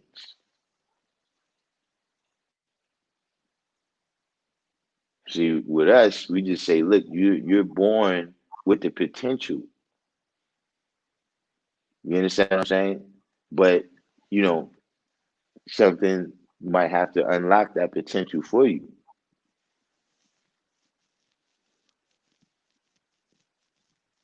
But we not telling you that you this. We telling you what the potential could be. Mm. Yeah. Because like I said, is all of these things that we talk about, all of these things that we manifest, all of these things is because something's inside of us. Even our ability to have conversations on this level, right? That's something that's inside of man. That's not inside of whales. It's not inside of insects. You understand what I'm saying? In terms of Yeah. supreme intelligence. Mm-hmm. Right? So, uh, whatever level that it is inside of you, whatever level that is, that brings you to the fullest potential of you being a righteous individual. If that's Christianity, you know what I'm saying? Then you deal with that. Because some people, is the air gets thin up here. You gotta be built for it.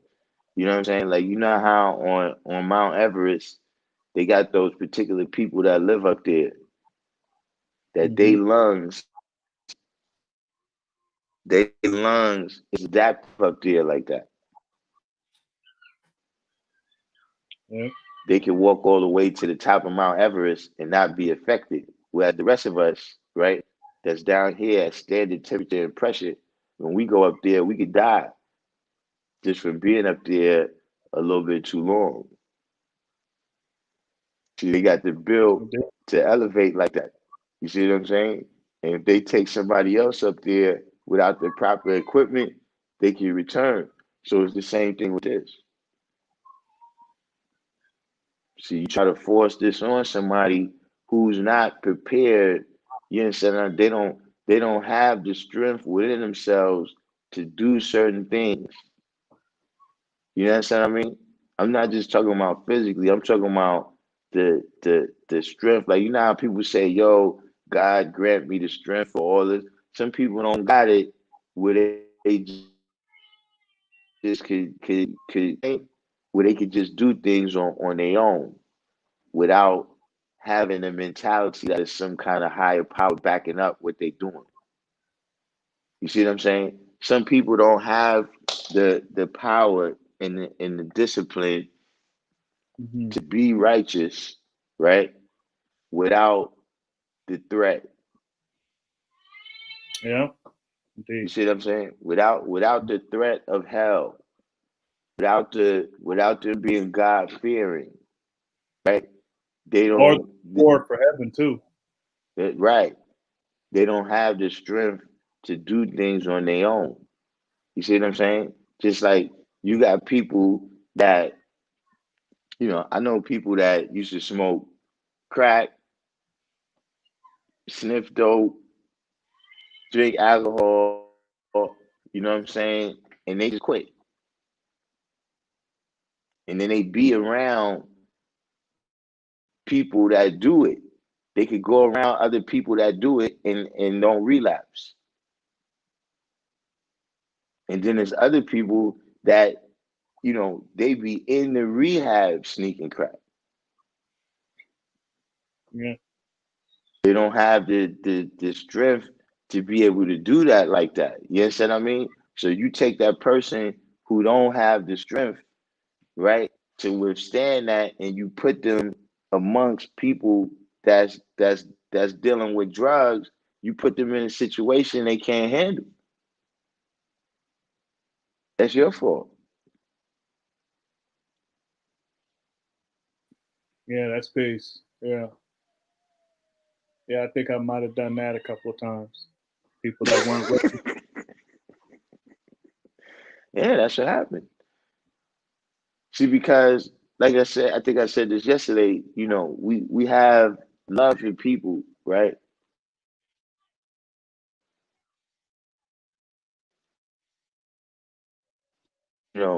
And experiences with these people.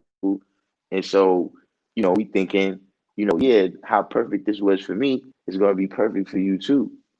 But see, we end up, and that's where that proselytizing comes from, right? Mm-hmm. When you end up wanting for the person more than they want for themselves. Mm. You know Yeah. what I'm saying? And that's a general thing. You know what I'm saying? A lot of things is general. You know what I'm saying?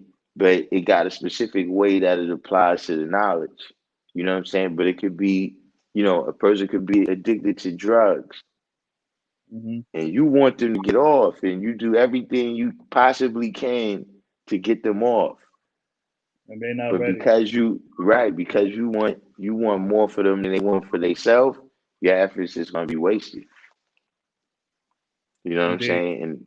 And the knowledge, that's the way that applies, man. When you see, to me, the way I look at it is, look, we got a couple billion people that we supposed to be teaching. So I can't really be wasting my time with one person, who don't even want to listen. It's not like, I'm cut, but I'm saying in terms of me really going out of my way. Like, for some people, look, I'm gonna tell you, right? And then if you don't accept it like that, now you just gotta watch how I move. You gotta watch what I do. You know what I'm saying? And watch how I apply it. And then when you see something where you like, you know, I should know how to apply things like that, man. How do I get to the point where I apply things like that? Then you ask me. But you get too, you get caught up with people, you know, uh, just basically when you get into proselytizing. We don't convert people. We don't have any converts. And the way that we deal with the signs, uh, that's the reason why we don't have converts, because it really has to be in the person. So if it's something that's in you and it was just brought out, you wasn't converted into nothing. Yeah, it was just revealed to you. Yeah, yeah, yeah.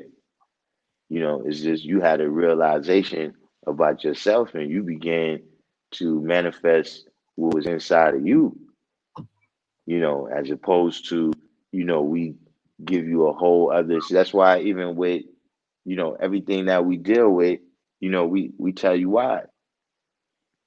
You know what I'm saying? We don't eat pig. All right, this is why. We fast 3 days. This is why. Because like I said, every person got to have the knowledge for their own self, or you've converted over into, that's when you convert with religion. You know what I'm saying? So, when you was in that religion, uh, y'all in it, y'all went to church on Saturday, and now when you in this religion, y'all go to church on Sunday. You know what I'm saying? Just from the strength of, this is the doctrine, or this is what this person said or that person said, but not really for no reason that you could draw up for yourself. Mm. So when somebody asks you, you could just say, all right, this is what it is.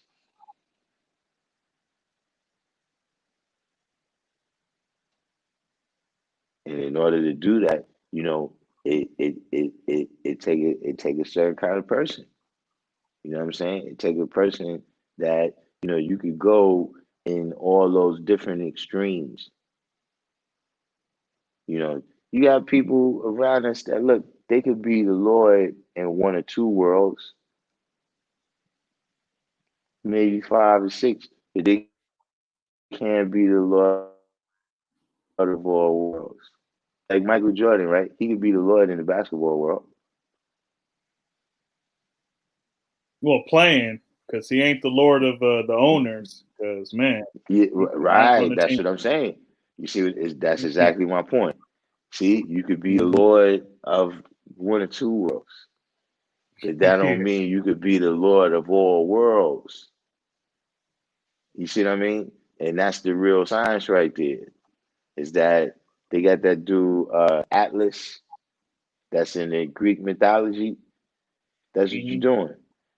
You dropping 6 16 tons on a man's shoulders when you give him this knowledge. Yeah. You see what I'm saying?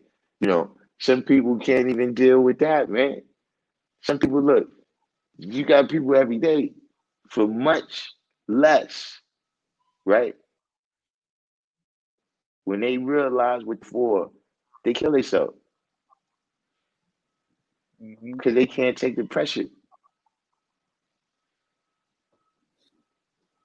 See, that's what happened, man, when somebody say, listen, man, all that above is caused by you.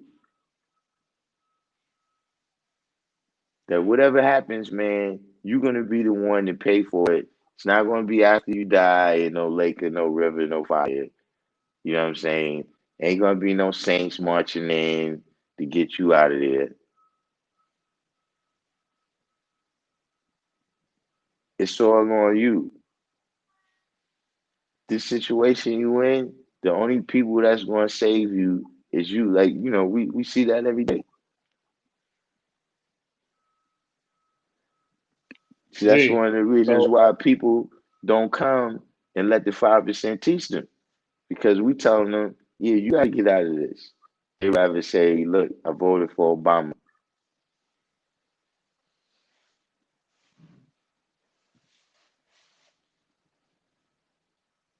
Kareem said, I have a friend who says he's spiritual, yet he says there has to be something outside of himself.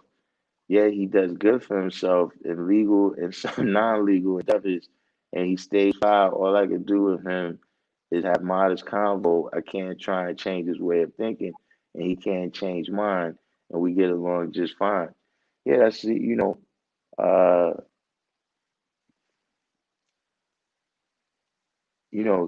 uh, that's that's a part of the knowledge too. You know what I'm saying? Is that some people don't feel like they're missing anything.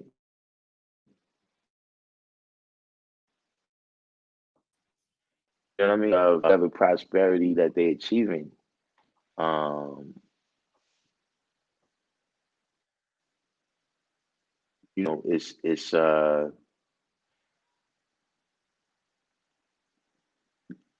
kind of, something that I always say, one of the things that has to happen for the masses of the people to really be ready to receive the knowledge is they kind of got to hit rock bottom.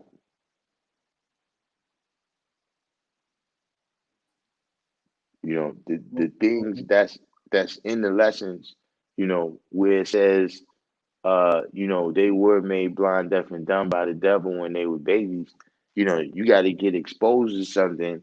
Like when I was getting the knowledge, when you got exposed to, the black man being died, and certain aspects of history and the interaction, between the original man and the colored man, and how we got to the situation that we in right now. you know, um, when you realize that you was blind, then of course you're gonna look for the light. You know what I'm saying? If you're dealing with hard times, hunger, nakedness, and out of doors, you know what I'm saying? This is the missionary. This is what the missionary does. You know what I'm saying? They show up in a disaster area, or they show up in an area that's highly impoverished, and they start giving out sandwiches. You know what I'm saying? And everybody that takes a sandwich, they tell them that Jesus loves them. So, this is one of the things, and one of the reasons why, we supposed to rise to the top, you know, in society. So, this is one of the things where it said, they believe in the 10% on face value. Part of that face value, right, is, what we call in the nothing, but the things that they could get through dealing with the 5%, I mean 10% mindset. You understand what I'm saying? You know, Meaning, if the 5% is speaking the truth, right? And they got the mental jewelry, you know, but the 10%, they got the physical jewelry. You know what I'm saying? And if we dealing with people who can't they can't see the fine mist, They know that it rain, hail, snoring, and hear rain, hail, snow, and hear thunder above their heads, right? But they didn't see the fine mist being drawn up. They could experience, the physical level of it. So, they're not gonna appreciate the mental jewels that you have unless you have things to show for it. Or like I said, when I got the knowledge, it was in the knowledge born, knowledge born uh had two ciphers. And so that's what, when you look at that period of time, the knowledge was born, in terms of Elijah coming, Noble Drew Ali, Marcus Garvey, all these different people and the things that Yeah. uh they was manifesting, the people that was in that time, we never heard these things before. There wasn't, Drake out there saying that he was the sixth god, you know what I'm saying? Uh, a lot of the things that people say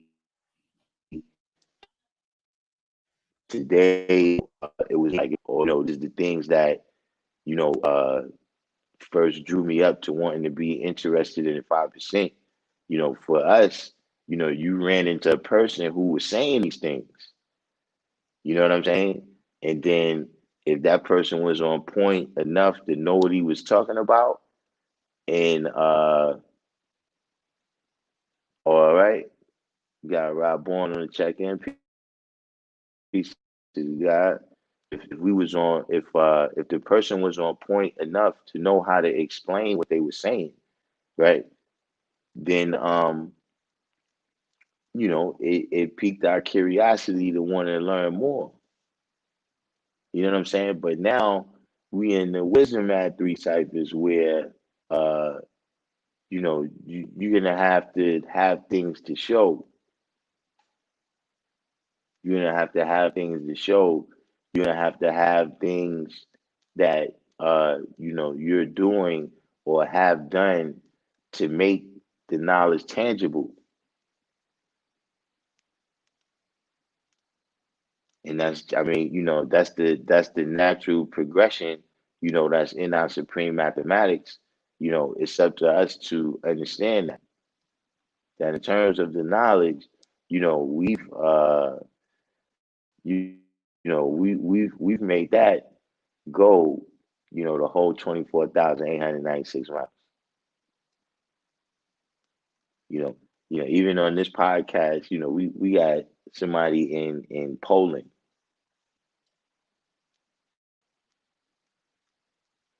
That's how much. That's how much we've made the knowledge born. But now we got to make our wisdom born. You know what I'm saying? We got to add another cipher to show and prove our wisdom is complete. Uh, not just in the terms of speaking, but in terms of actual things that we've done that could be recorded, right? Things we've done that could be recorded that we could say, all right, this right here elevated the situation from here to there. Because the things we saying, like I said, we've you know, to me, in the time even in terms of the language that people use, nobody used, building the way we use it, uh, at that time. You know what I'm saying? Nobody used the word cipher. You might hear decipher, somebody deciphered that code or something like that, but nobody was using the word cipher the way you see it commonly used right now. You know what I'm saying? People calling themselves God, all of these things we already manifested. But now we gotta be able to show it. And they're using actual facts or actual factual. That's Right? a Yeah, they term say that facts. Yeah, all of these different things. That's what I'm saying. That and sometimes we got to even look at that. Like we might get a little frustrated. Sometimes we hear people using our language, but what that got a lot to do with is how successful we've been at making the knowledge born. But see, now the people gotta see that word is life. mm, You know what I mean? So, and these is the things that, it's just gotta be evident, because like I said, uh, a lot of people they ask that question, you know what I'm saying, that, they might be a little bit frustrated at the rate that, people, want to be exposed to the knowledge. And a lot of that is what it is. Like I said, it's got to be something about you, that make the people think you know what the where the promised land is. Peace. What's science? There's got to be something about you. You got to be able to get into the action. You got to be able to get into the action too. Like if you know if we think we following Harriet Tubman, and then all of a sudden, she's stopping to ask somebody for directions, that might not exactly inspire confidence. You know, when they get to the river and the army is coming, Moses has got to do something right there in order to make the people say, yeah, this is the guy right here, most definitely that we supposed to be following to the promised land.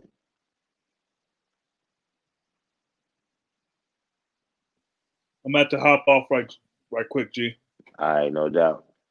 So, All right, getting peace. back to, what I was saying dealing with the 12 Jews, that's where that comes into play at.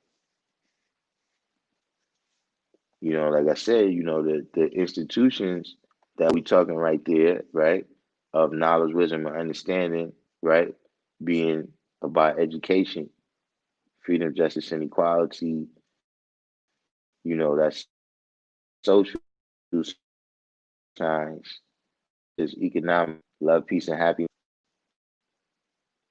right? So what are we doing on all those different levels, of education, of building a society, building our society, that is. You know what I'm saying? Not to say to disparage any other society, but just saying, like I said, these certain, right? That's in our community, people have to see that stuff being done. You know what I'm saying? On the economic level, people got to actually see these things being manifested in order for them to um, be attracted to the knowledge um, at the level that people was attracted when I first was being exposed to it.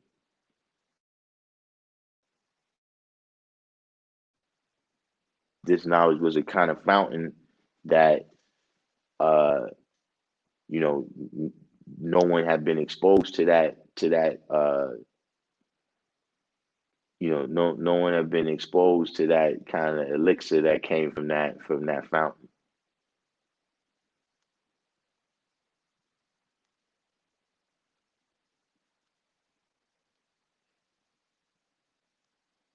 Lord Savior said, "What would you say are some of the greatest achievements, i.e., material things like the law school in Mecca, the 5% can show and prove they have manifested?"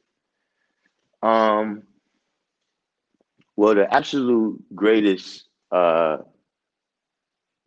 physical manifestation of anything for that matter, but um, is us ourselves. You know what I'm saying? In terms of the people in any nation is always the greatest resource. But when you just look at some of us, those of us who paid attention to what we were supposed to be doing, and you look at what we built ourselves into, uh, as opposed to what we was when we first got exposed to this. You know what I'm saying? So, uh, when you look at the people who, um, you got people who came into this knowledge. They was in reform school. Which was basically, you, you know, that's you getting up, and from there they ended up going to college.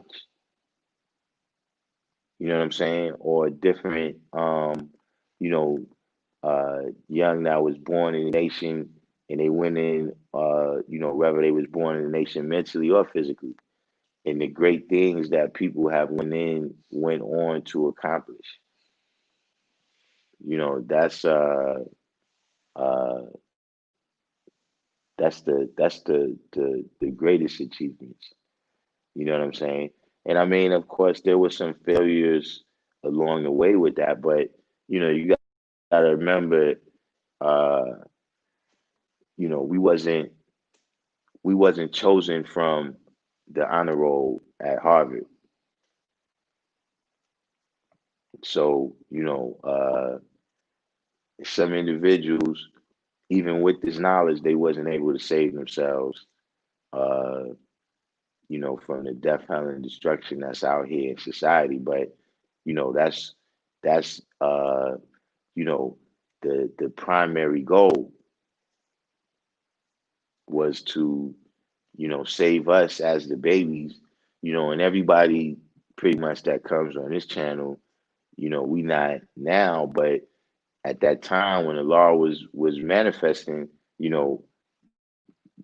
most of us didn't even exist at that time on this plane right here.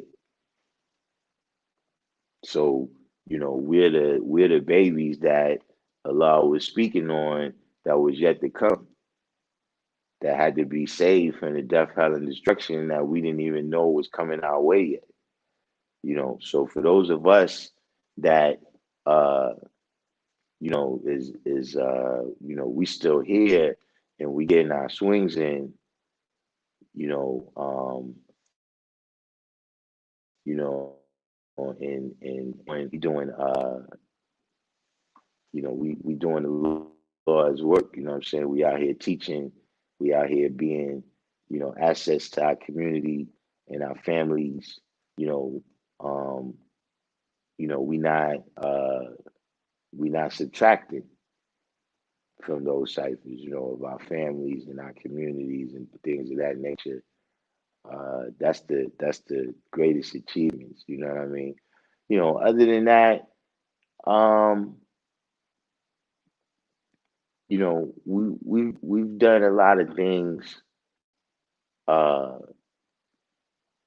you know, uh, Going to the UN, and no, I'm not talking about Born Mastermind. Um, the uh the events that I don't know if you've ever seen the news article "City on the Eve of Destruction." It's in a magazine called The New Yorker. It's written by Gloria Steinem, where they speak about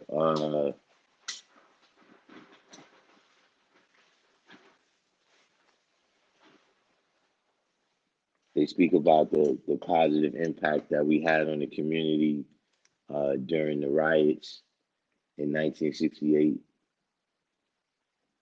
You know, and there's lots of brothers, man. We got doctors. Uh, we got scientists. We got politicians. We got lawyers. All of these is things that we've accomplished. You where we got a lot of room to grow is on a parliamentary level. See, that's how these things really uh, get to a point where we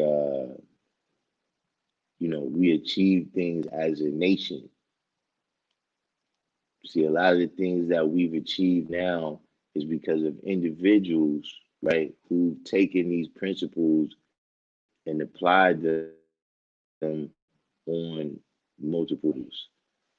So you took the principles of education that Allah was teaching, you know what I'm saying, and you went far and accomplished something in that, you know, or you took the principles of of freedom, justice, and equality, and you've gone out and you've done certain things in the community, participated with certain groups or whatever it might be, in order to bring about freedom, justice, and equality. Because see, as a nation, in order for us to start doing these types of things, what we got to do, right, is improve on the parliamentary level. And when I say the parliamentary level, what I mean is us coming together as a body, right, to govern what we're going to do as a body. You see what I mean? Meaning that, somebody builds a building or whatever it may be. They just built a structure. What makes this an American achievement, on a national level, is because the resources, and the different things that's allocated in order to make that thing successful, you know what I mean? That's decided on a group level by everybody putting their heads together and coming up with the best idea that's for everybody. You know what I'm saying? So even like you said, when you say the school, that's really not a national achievement. That's what the law already did.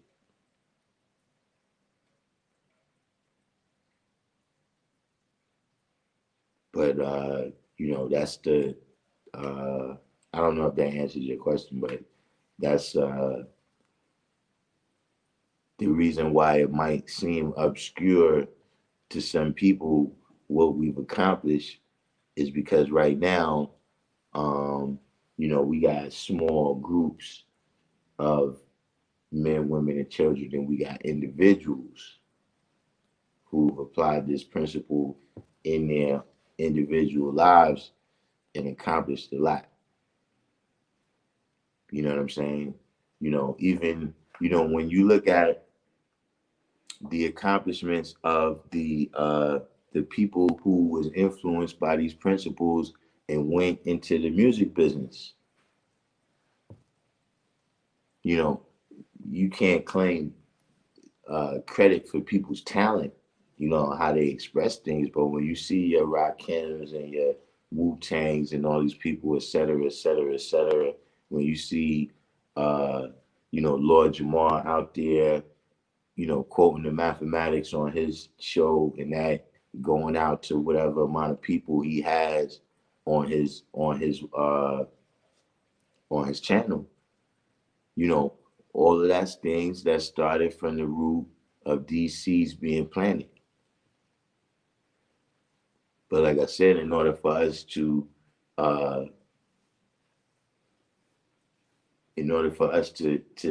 put this on the national level, we got to come up with, or not come up with, but we have to develop the parliamentary level. See, the parliament, the body that people come together and make decisions, right, to govern themselves. that's the way a group of people, right, make their knowledge born. You know, a society of men, women, and children.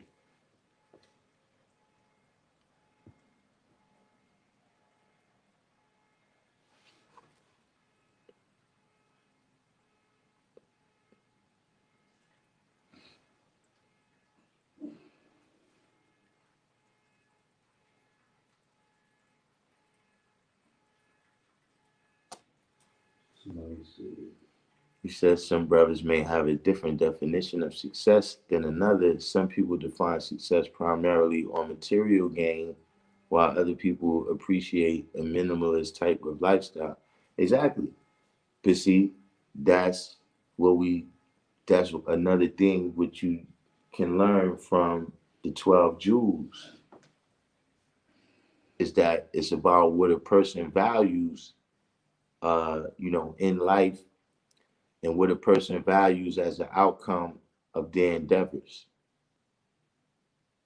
Like there's some things that some people want to be, right? That other people will fall out and die if they woke up one day that. But you got people that give their money, their time, their energy, and everything to be things that if I woke up one day and I was that, I would fall out and die.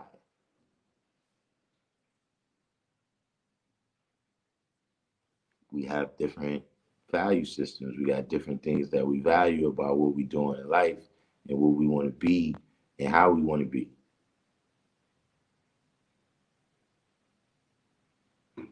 And like the brother was saying, I'm glad you actually introduced that topic. We have to decide what is the things that we value as a nation. See, like you got people that highly value sneakers.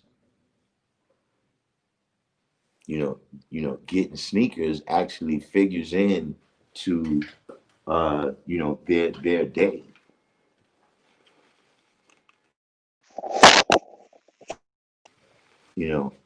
Somebody like that, they wake up without a certain brand of sneakers on, they might fall out and die.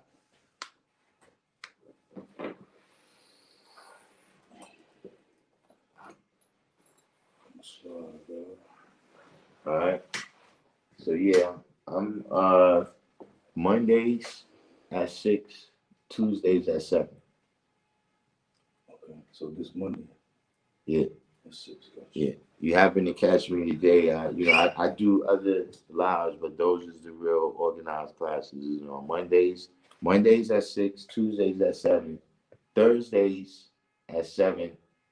We have a class here too, but I'm not the teacher. Saturdays at 2. So I come this Saturday at 2 too. You come to Saturday at 2. Sure, But matter of fact, Thursdays, not right now though. Not think about it. Thursdays is that's on hiatus right now, but those are the classes. Generally speaking, Wednesday is not an organized class. But anytime if you see me and you got questions or whatever, you go ahead and ask. All right. Please, Our Power Born said to add on to that question about achievements, what would you say are the top 3 to 5 misconceptions about 5% coaching? Well, up there at the top would have to be that we're a gang.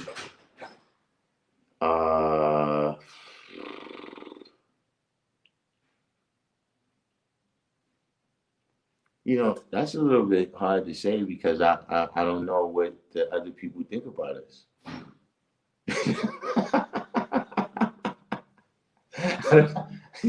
You kind of got it, but definitely we a gang has to be up there.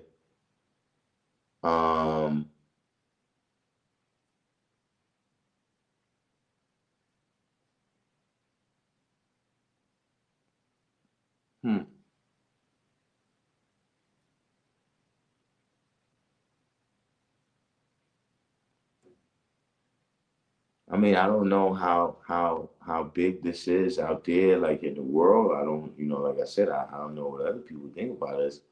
That we Muslim, Muslim slash NOI slash, lumping us into that. Uh, hmm.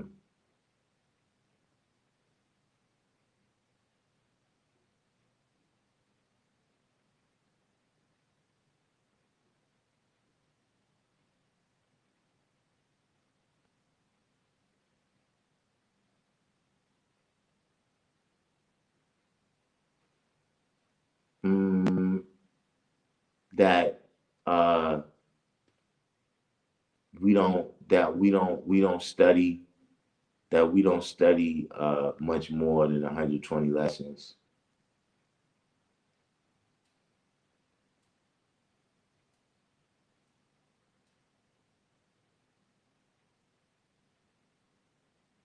We're anti-white.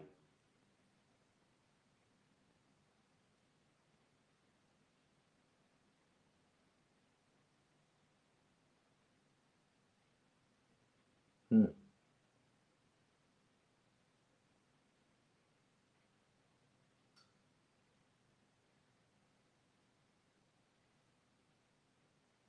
Yeah, those off the top of my head, I would say those. But I like I said, you know, I don't know what other people think about this.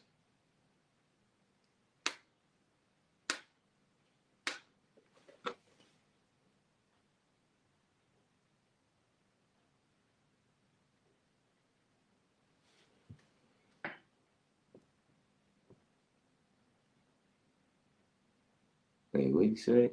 How do you see when Abu Shahid said that because equality was 6, that there was more than 10 in supreme math?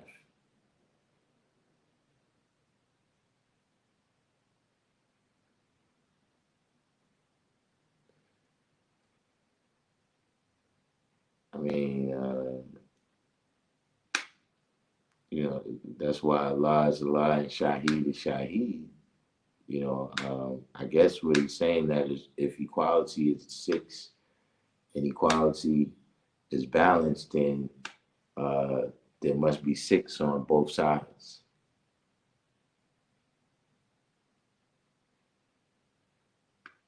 Um, you know, uh,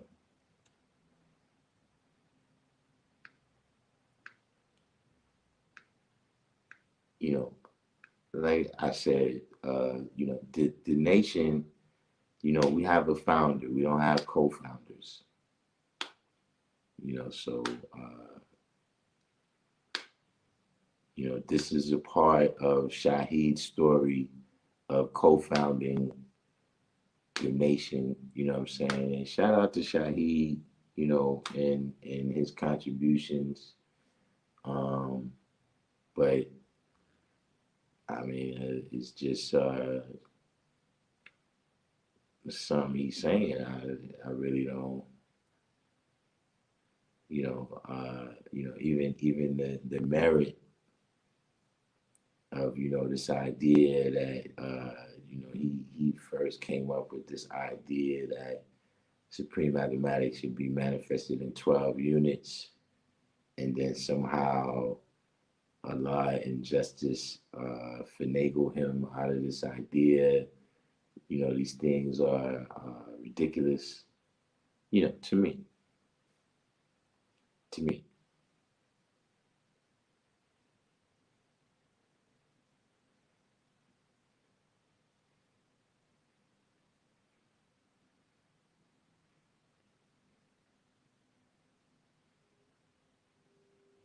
Right. Justice hit it on the head right here. Supreme mathematics deals with qualities, not quantities. So, it's not that if you have 5 apples and I have 5 apples, we equal. You know, this is what it sounds like is his idea. With Shahid, I never really got too deep into the stuff that he's saying.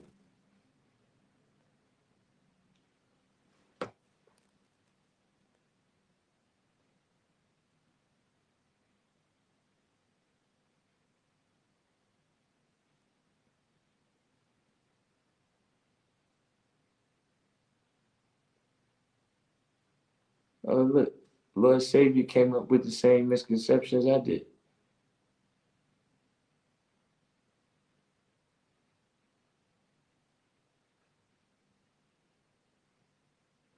Yeah, Lord pretty much came up with the same misconceptions. Yeah, the cult. I heard that one too.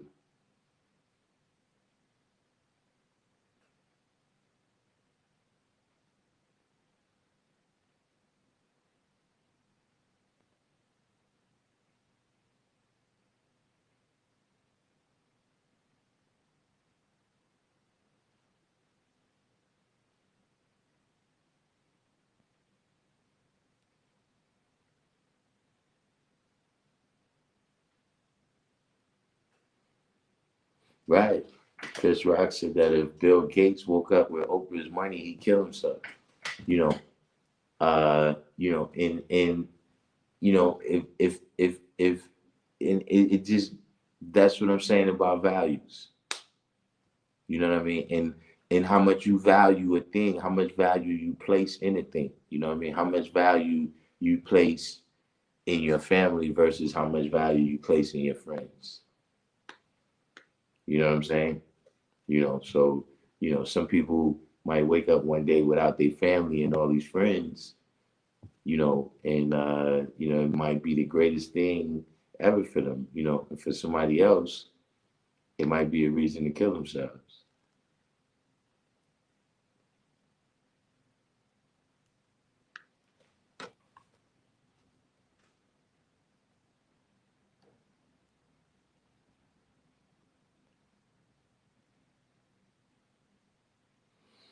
Right. And power born, that's always a person. That's uh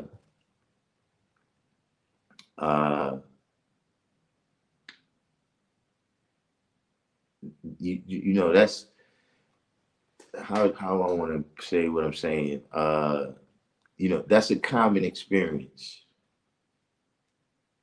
You know what I'm saying? That, uh, and that there's some person, right, that a person's family meets, and they be like, yo, oh, this person is a 5%? And, oh, I didn't know yet. You 5%? You sure you? Because the other 5% I met, you know, there's somebody like that in almost every 5% story. That until your family met that person, they had a whole other concept about what a 5% is and what a 5% does.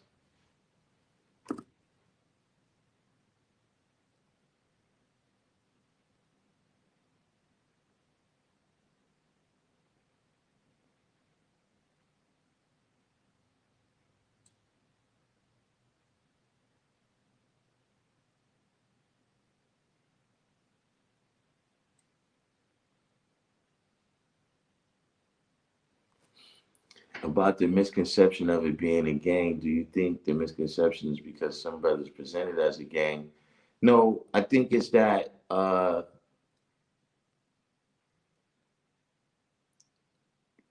first thing I think is just the misconception of young black men. That if you see a group of young, and then when I say a group, I'm talking, you can talk about 5 or 10.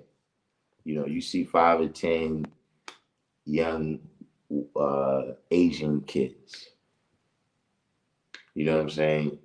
You know, you might think, they're going skateboarding or something. You know what I'm saying? I don't know if in America they have another way. I don't know if they have another way to another kind of definition for a group of young black men.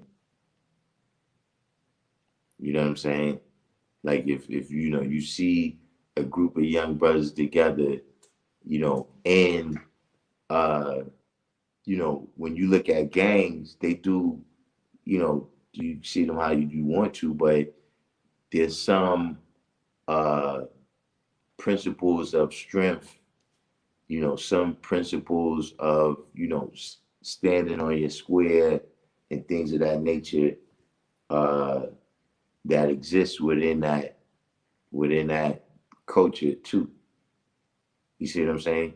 So if you see a group of young black men and you know they they are not submissive, you know what I'm saying? They willing to stand up for their principles and things of that nature, and you start seeing just a couple of parallels like that, and then you couple that with uh you couple that with just the concept that's already been branded on us in society, that if you see a group of young black men, they up to no good. um I think that's the main things that lead to that misconception.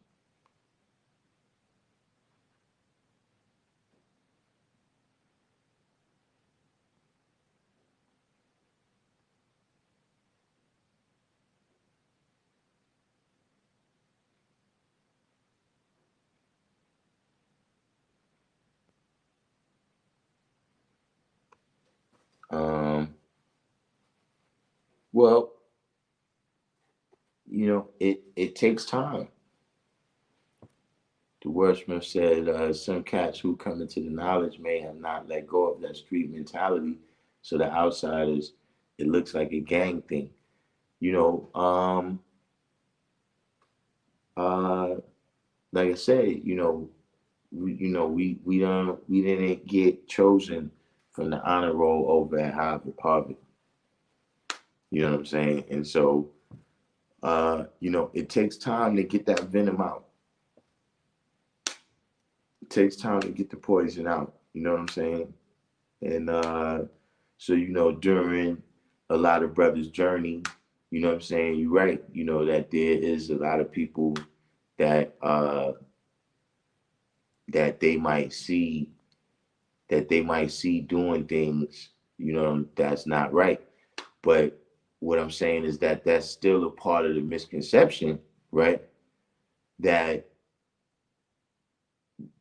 people are not understanding that you brought that into the knowledge. You didn't learn that from the knowledge. You know, that I think is that's where the misconception comes in at. You see what I'm saying? Is that, you know, Allah was in the military. Allah was man, Lindsay was his man. So he's not, out here juggling, doing, all these different things. These is things that we brought into the knowledge, and it reflected on him, and that necessarily has to happen because that's what he's trying to save us from. So he has to go amongst those people. But that would be like right now, if you went to like a runaway shelter, you know, and you was like, yeah, man, well, this is a group of runaways. Is they not the shelter didn't make them runaways. The shelter has all runaways because this is who we deal with.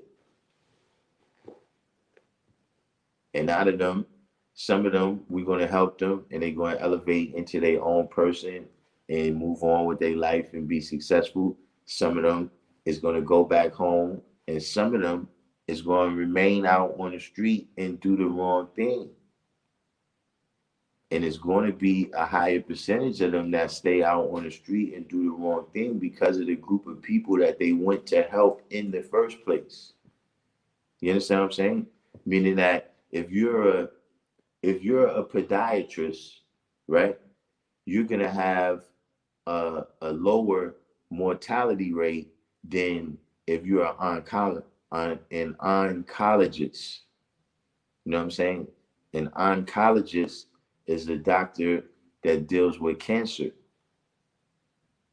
So if the people that you set out to help was already cancer patients, yeah, more of your patients, if a podiatrist is a foot doctor. So, if you got more people coming to see you because they got bunions and dying than a person who got cancer patients coming, that's that would be quite peculiar. But like I said, that is the major part of the misconception, is that uh, somehow Allah is the founder of a criminal organization. Allah is the founder of a nation, that uh, is here to save the babies from death, hell, and destruction. And part of that death, hell, and destruction is, the criminal lifestyles that we get introduced to, when we children in some of these environments.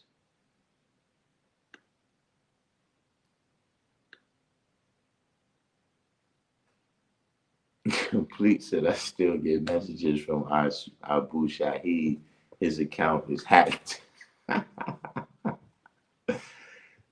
what's weird is it's actually been like that for a long time. Where because on top of you Shahid's account, right? You also got to remember that Shahid was blind. I'm talking about physically, and even during that time, you would get typed messages from Shahid.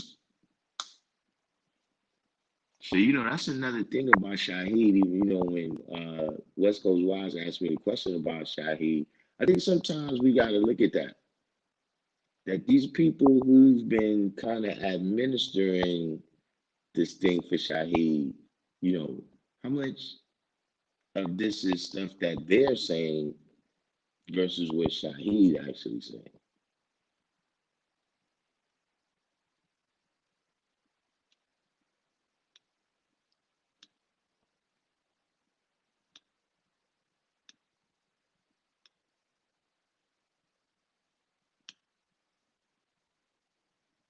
Allah is the founder. Now, in terms of the roles, like I say,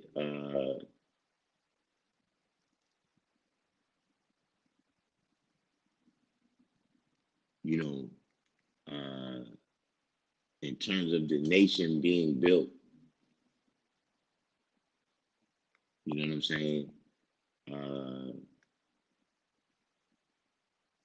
Allah is not the founder of every uh, everything in the nation. All of the different, like we got newspapers. You know what I'm saying? We got YouTube channels. Et cetera, et cetera.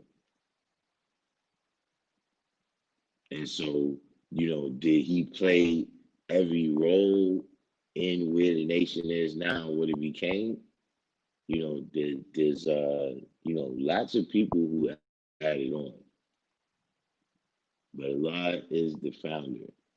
You know, uh, a lot of people, like I said, they did things that the nation wouldn't be what it is right now without them. I don't want to not count them.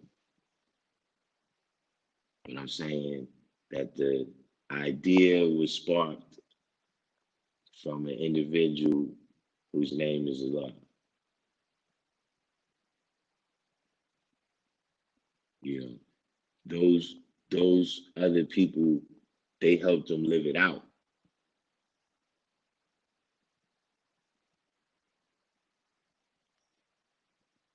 But the founding idea,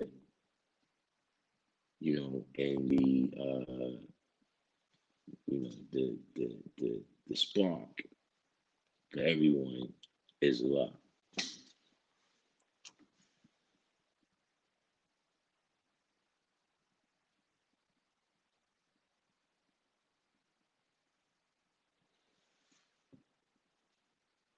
Right. That the founder of the nation's name is Clarence. That's another misconception. Absolutely. Shahid means martyr. I wonder why he took that name. Hmm.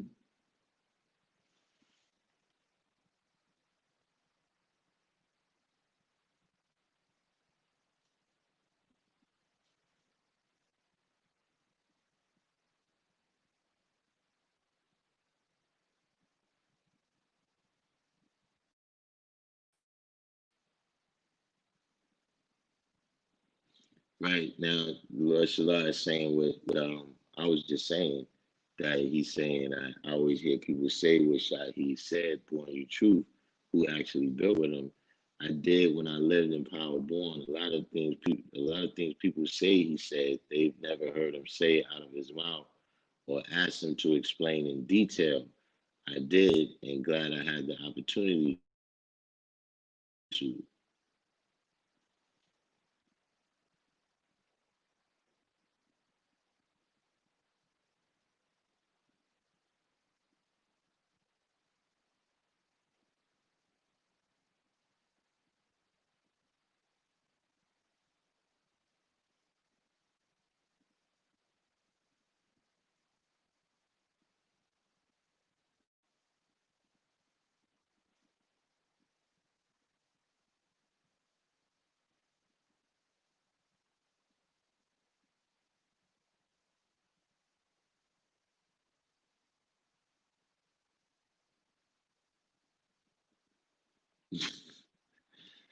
That it was okay, that it was okay for Buster Rhymes to say Clarence 13X and call the father that in 2020.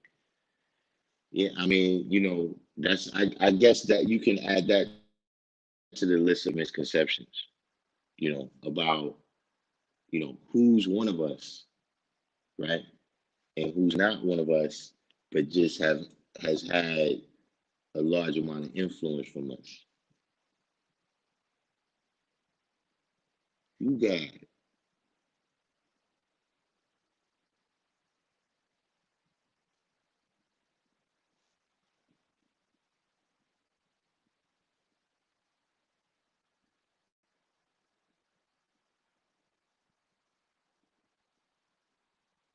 Shalon says Shahid means witness. He was, as far as I know, the first one to bear witness to Allah the Father. Um, yeah, to my knowledge too.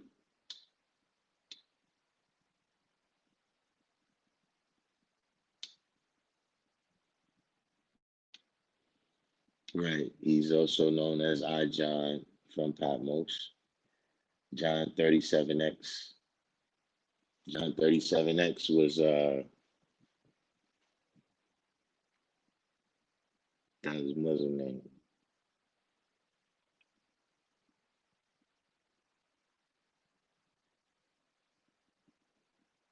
Power Born say, keep in mind that as I learned coming up in this culture, the brothers in the streets are useful land too. I'm not saying they have to be on some savagery. Born you truth, we need lords of all worlds. Yeah, well, see, right. We need a lord of all worlds. And like I said, uh, you know, you can't send a college guy in, right? You're not going to be able to send him, amongst gangs, and have him be able to really, express to them, what this is and why they should deal with it. And that it works the other way too. You're not going to be able to, take somebody who, they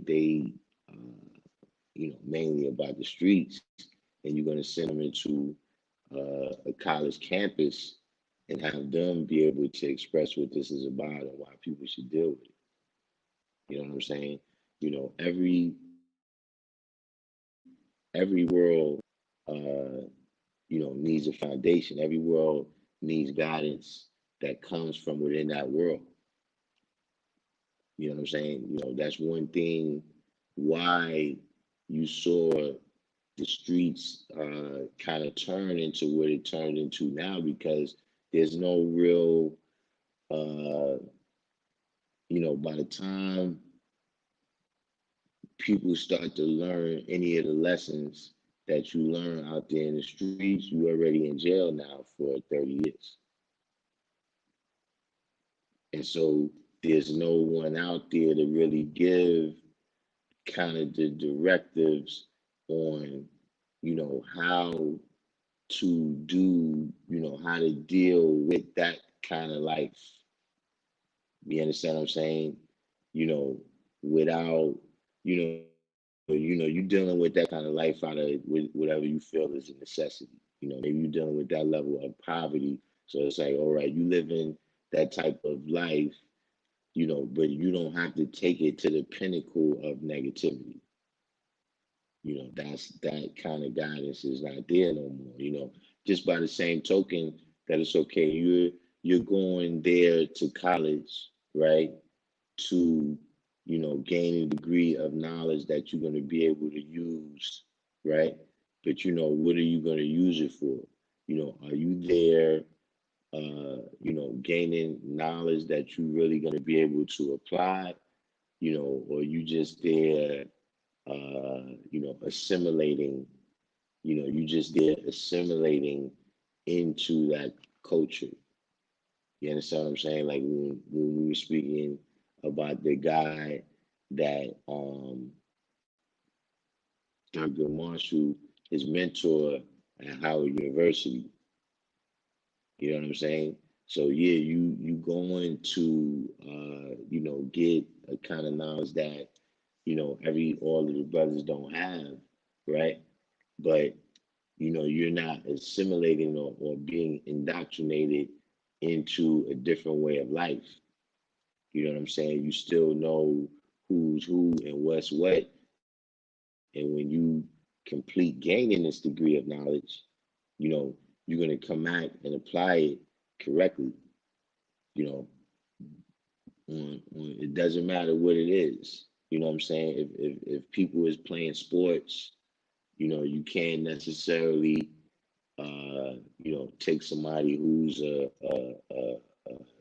farmer, and have him be able to go and explain to those kids the type of leadership, through the type of leadership that it takes to be a winner in that cipher of dealing with sports, you know.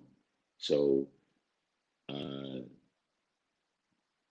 you know, I mean, all that above is caused by the sin of man, so I don't want to, kind of shirk the responsibility of it, but, that's just the reality that, it's about, or it was specifically designed for kids that was, you know, kids that was being chewed up by the system. You know what I'm saying? Kids that was being subject to death, hell, and destruction, and a large part of that death, hell, and destruction, even, we see it to this day, is, the crime life that people get introduced to as babies, and without somebody to pull you out, if you gotta wait until you go through all the experiences in that world, in every world you go in, you have a certain amount of experiences you end up learning. But the experiences that you have in that world, getting shot, losing your freedom, et cetera, you may not survive those things. You know what I'm saying? So,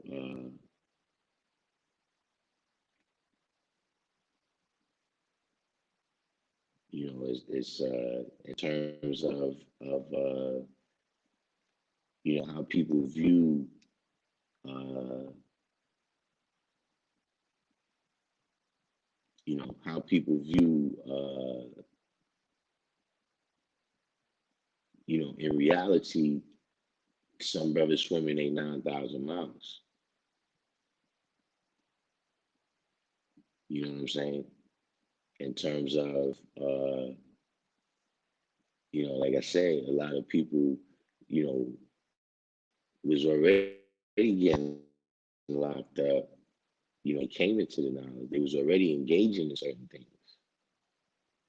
So the same thing we were saying about, you know, with dietary law. You know, at first I just avoided pig meat and you know, the stuff that was on the list. They gave me a list. I think it was about 3 pages. It was 2 or 3 pages stapled together of all the stuff that had swine in it. And so at first I just stayed away from that list, you know. But now my dietary law has developed to the point where some things that's really not swine, but it's not the best for you, so I don't mess with it,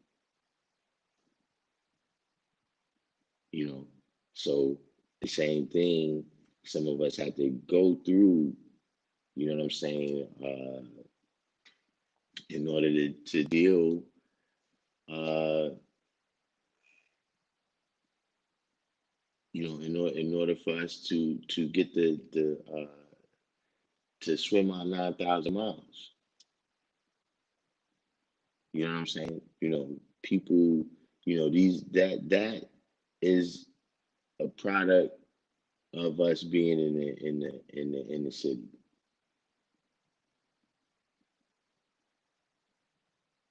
It's not a product of, you know, us being in the nation.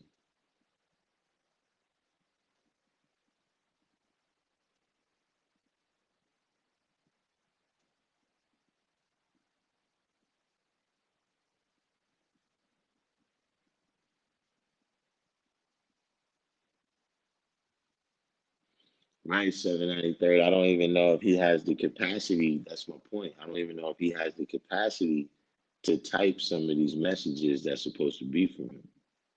You know what I'm saying?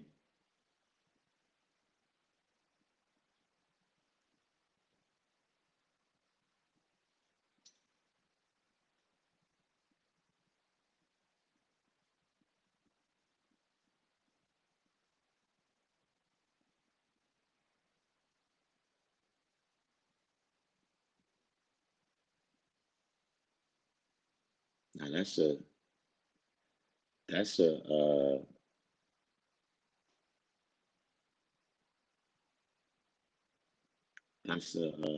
wait a minute, let me get back.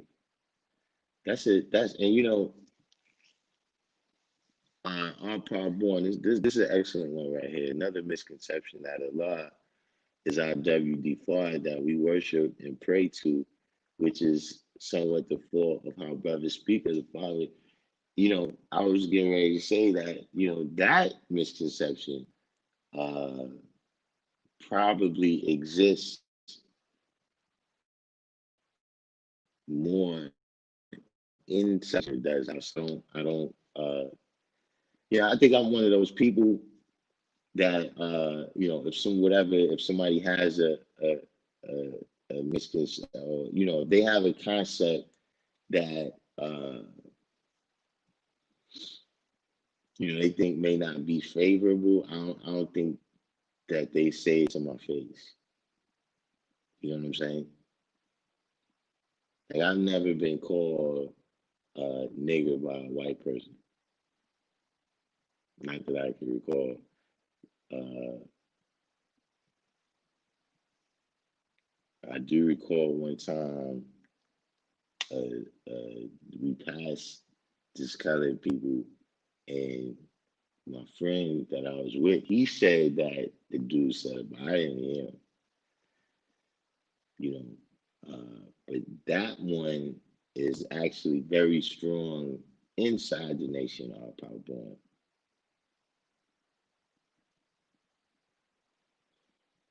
Lord Savior said, what would be the requirements for this parliament you speak of that needs to be created?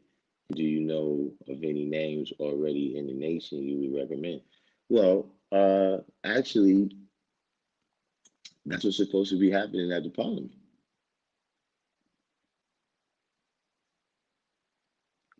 The requirement uh, is for everybody to be of one mind. Everybody to be of that mindset. You see what I'm saying? When we come to the parliament, you got some people that's just coming to rally. You got people that's coming for, all types of different purposes. You know, uh, you got people who are not,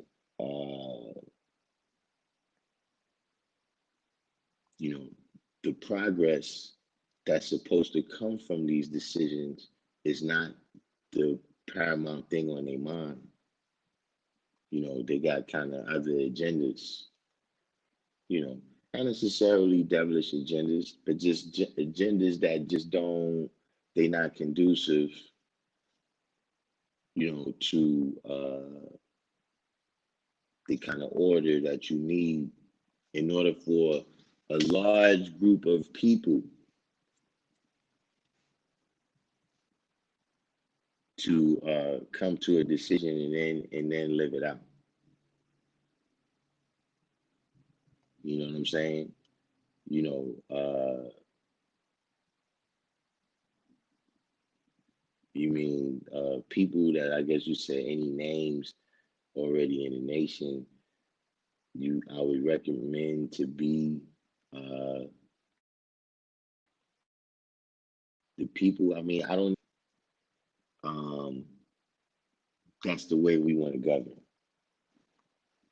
You know what I mean? This is kind of, in my mind. Maybe you're speaking on something different. You clarify, but this kind of representative democracy is not necessarily what we want to do. You know what I'm saying? We got uh, certain dynamic guides. You know what I'm saying? That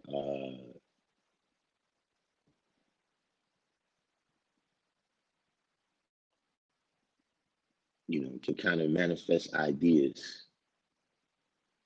You know what I mean? Meaning, conceive of these ideas, number one, and then also articulate these ideas in a clear way for the masses. You know what I mean? So that everybody can understand.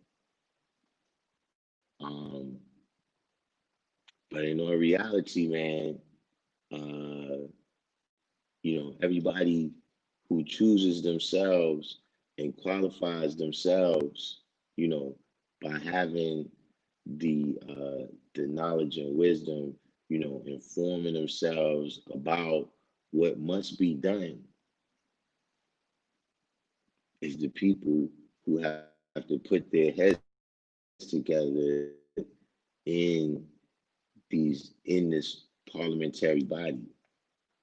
We have uh, smaller parliamentary bodies.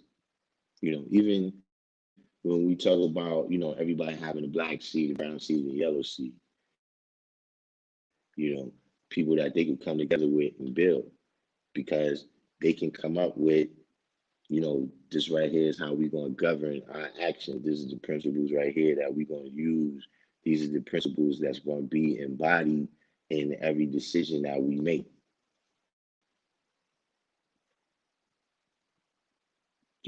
We got that all the time. But on a national level,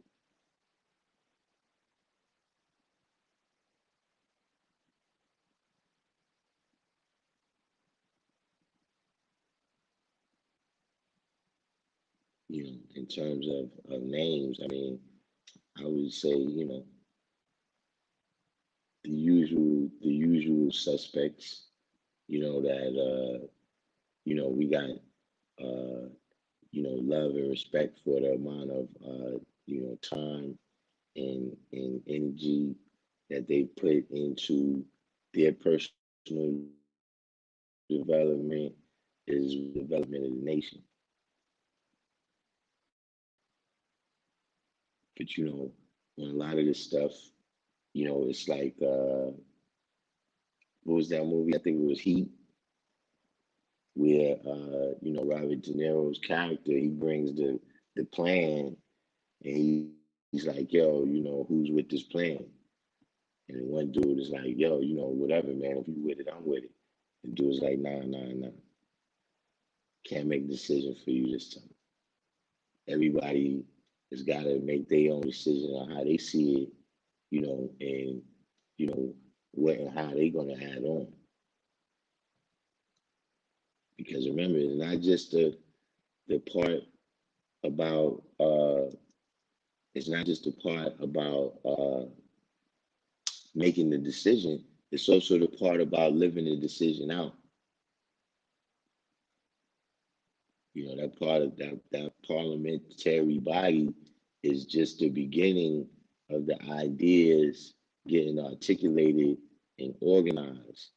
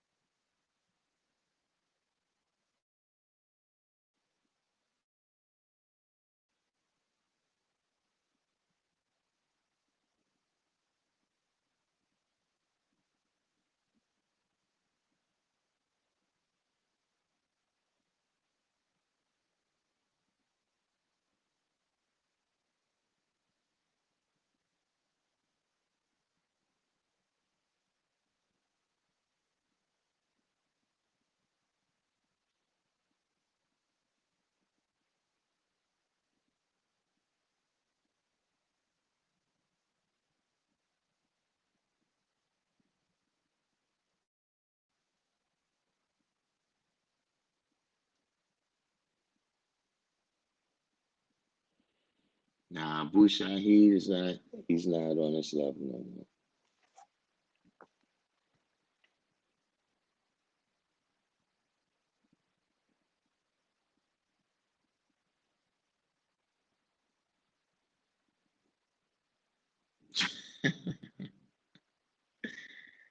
All right, peace.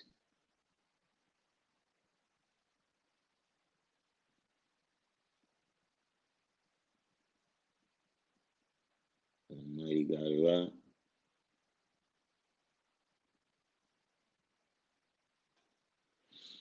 Did Allah ever teach about not partaking in the devil's holidays? Um,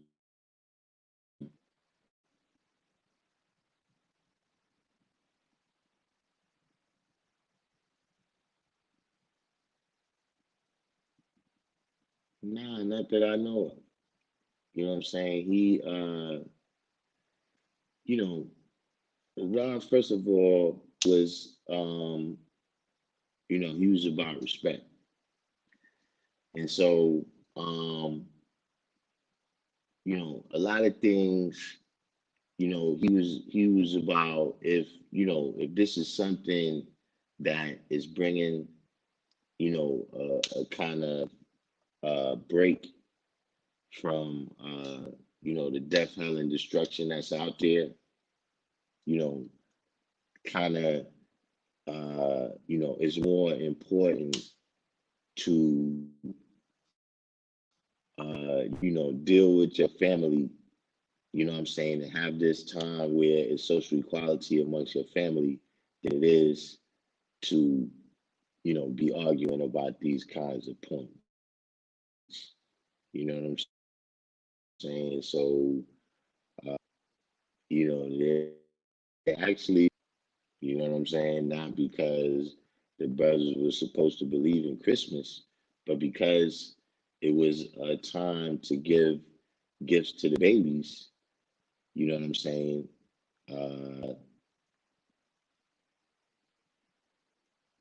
his mindset was that it's no problem with you participating.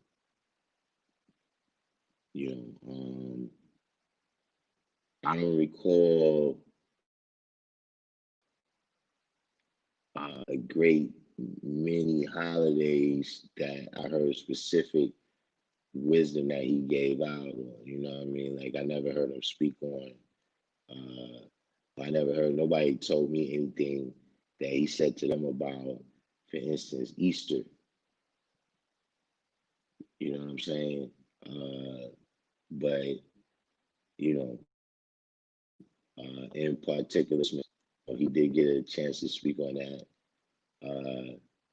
And I know of at least one story where there was a brother who was arguing with his family, uh,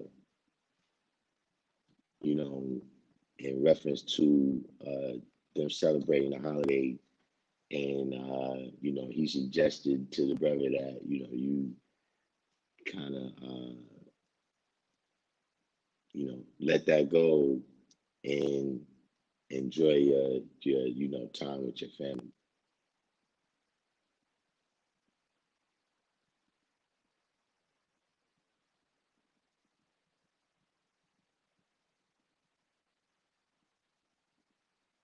In Dallas, Texas, that's where, ain't that where Lord Hashem is?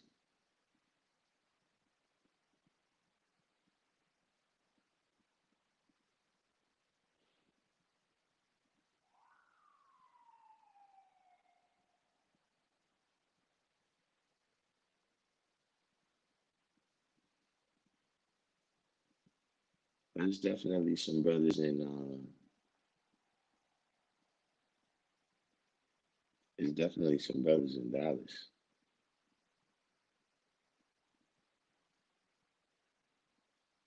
Isn't Dallas is the Sudan, right?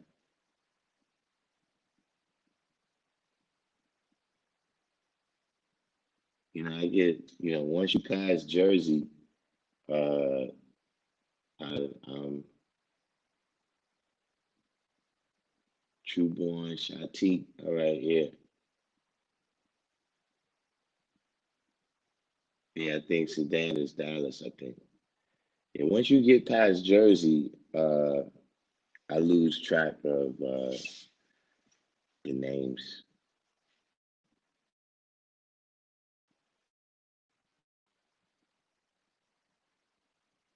I guess certain places that but pretty much once you pass like the land of truth,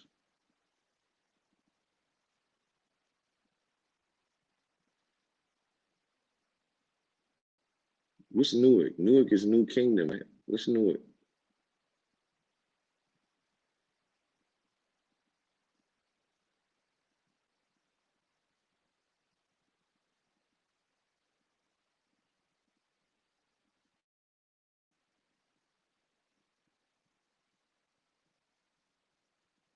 Yeah, New Kingdom.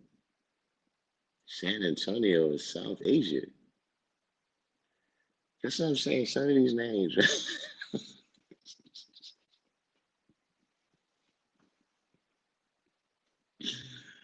Oh, even somebody come and say they from Kathmandu.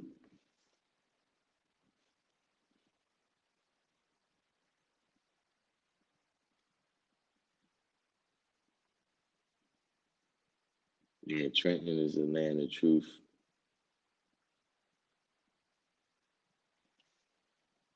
you know, and those are some, you know, Patterson is the land of peace.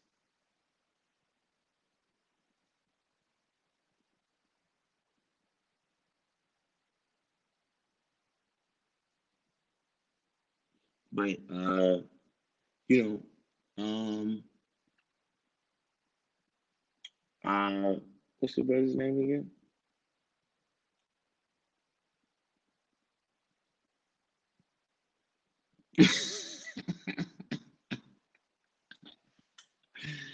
Yeah, God, that's how it be, man.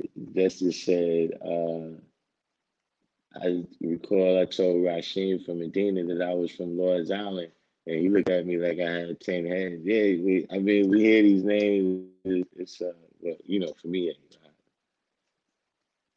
some of these names, you be like, what?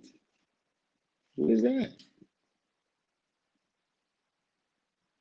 Right. Now, C. Medina, um, I know C. Medina, you know, that's a major enough city.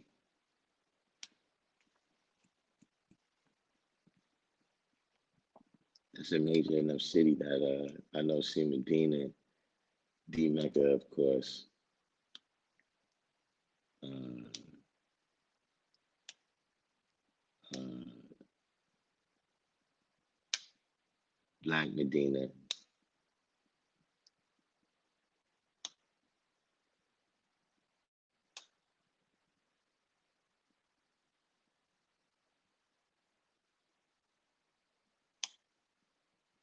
And yeah, I always,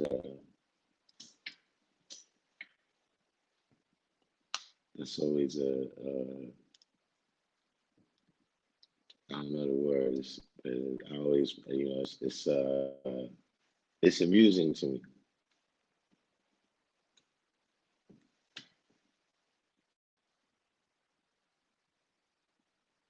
Right, Power Hill, Philly,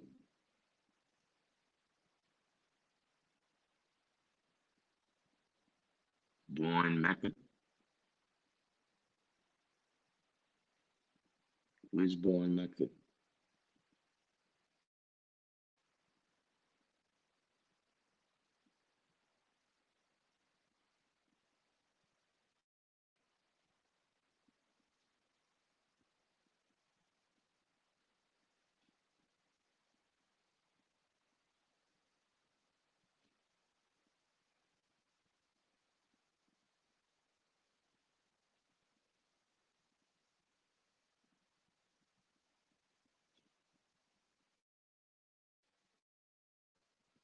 Oh, all right, Mr. Spock. Thanks for that cash app, Mr. Spock. You can always use support for the stream.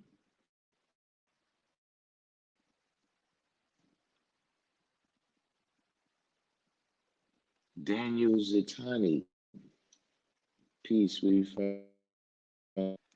Daniel Zitani, come to the channel, do the each one, teach one. Hit the like button if you're new to the channel, subscribe, and make sure you share. Hit the share button and share this on your Twitter and your Facebook, Instagram, Facebook groups, text messages, because that's the only way our alerts is going out. Yeah, no, I didn't even know Baltimore was born Mecca.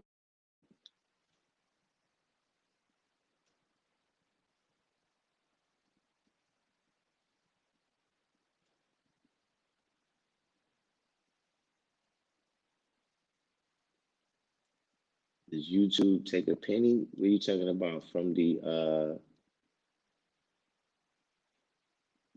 does YouTube take a penny from the on the cash app? I don't know. Try it.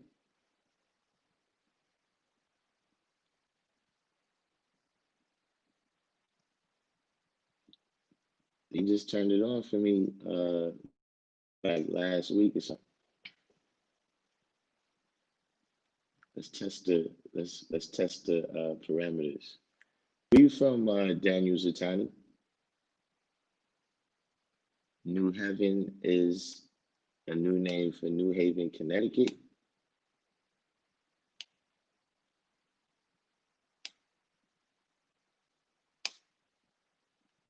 Yeah, I did hear. Yeah, YouTube is.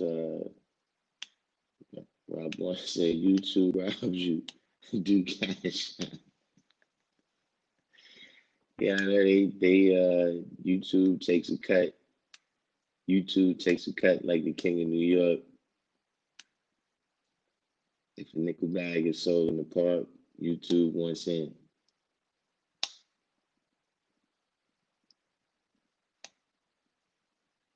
But who's the brother's name?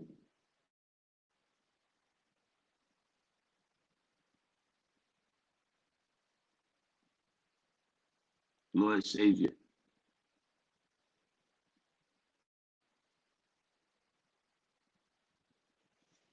But Lord Savior, what you was your question about what it would actually take. That's what it actually take. We was actually speaking about that yesterday in terms of well, I don't know if it was yesterday, but in like the last week we were speaking about um how we just don't have the mindset, right? To we don't have the mindset. Endemic, what's the deal? BXQB, did you got the editing is finished?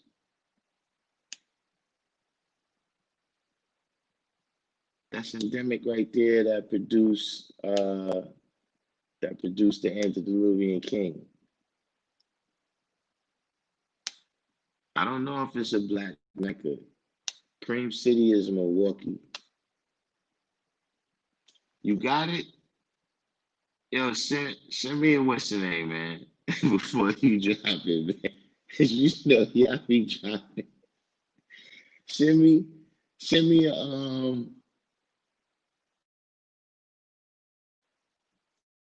send a link to it up in a version, man, so I can see in case it needs to be re-edited, man.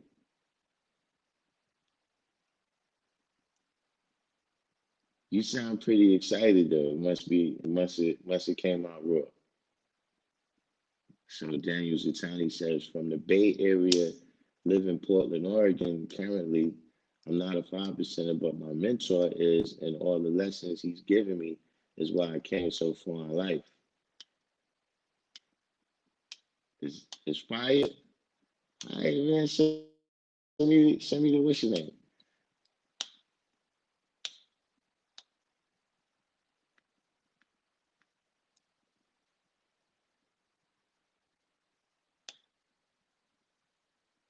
What did you say here?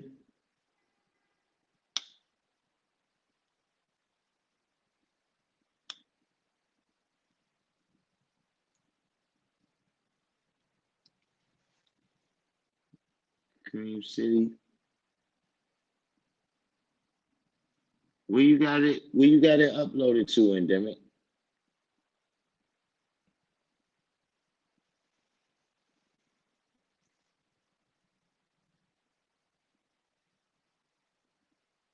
So Daniel Zatani, uh, when you say how much you've benefited from the different lessons that why haven't you chosen to kind of internalize those principles for yourself?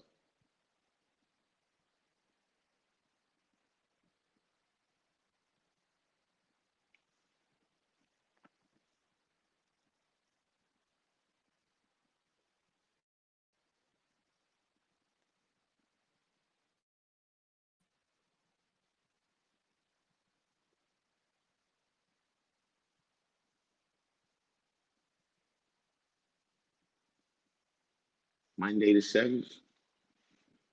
You still going to England on the 9th, right?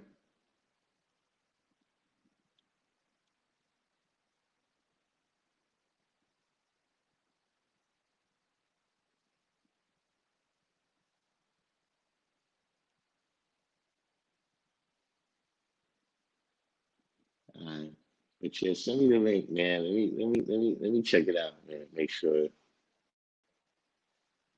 it's right, man. Cause you know how y'all do me, man.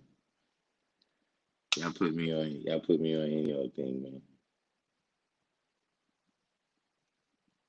But yeah, Daniel Zatani, how come you haven't chosen to, internalize the principles for yourself?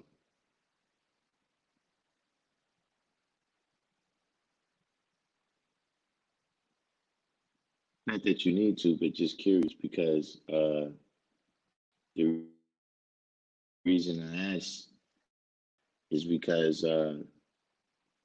you know, just throughout life, even when you deal with just basic decisions that you make, right?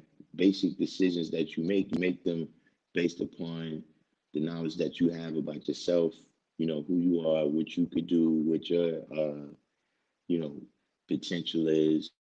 You make them based on the different environments that you in, and how you gotta apply yourself to those environments, And so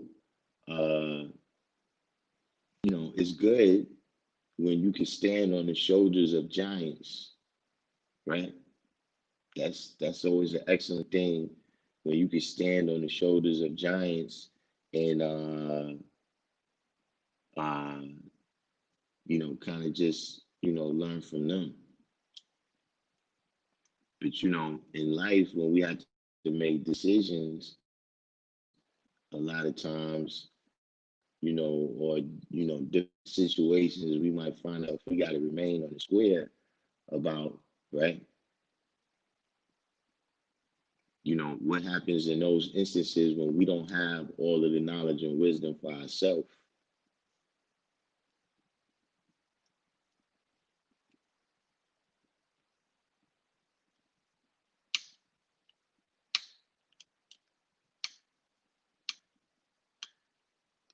And how many times you've been in a situation where you was like, well, if I knew now what I knew then, right? When you say, if I knew then what I knew now, right? I would have came out much better in that situation.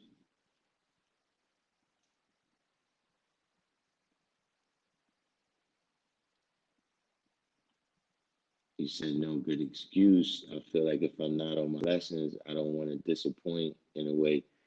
Well, you got to remember that this is knowledge is about you.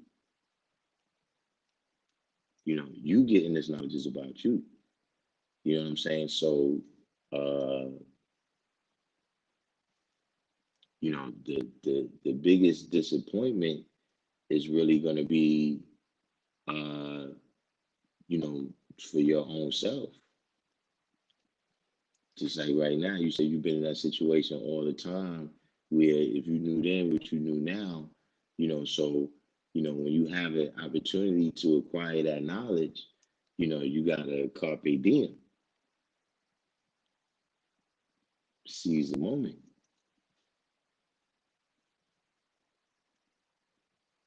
Yeah, when is the group, when, when is the, when is the group, with you coming out with something else? When is your album dropping? Endemic. I seen you got another project that's coming.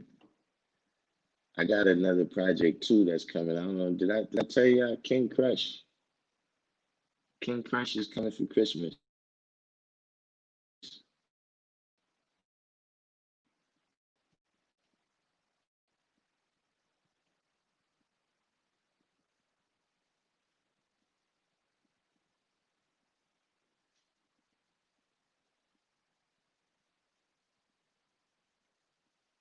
But that's just a question, Daniel.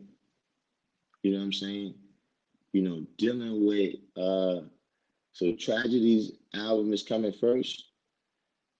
When Tragedy when Tragedy album is dropping.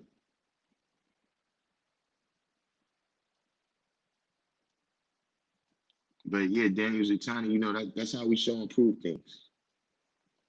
You know what I'm saying? By asking questions. You know what I'm saying? That's how you dig beneath the surface of things that you can look at it and see what it is on face value.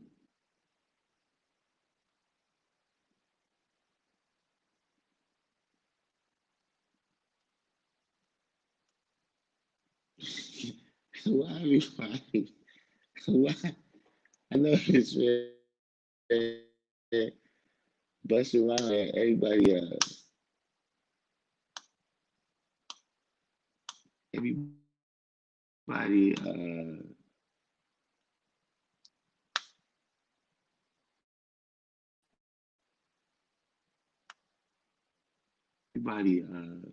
keep giving it the bust, man. Yeah, I didn't hear the whole joint. The couple I heard, I was like, Bus still got it. But I'm glad you like the joint though. You know what I'm saying? You know, the next jump offs is gonna be, uh, I don't know what we got. I'm back in the chamber. I'm back in the chamber on No Cure yet. On No Cure Records, we actually spent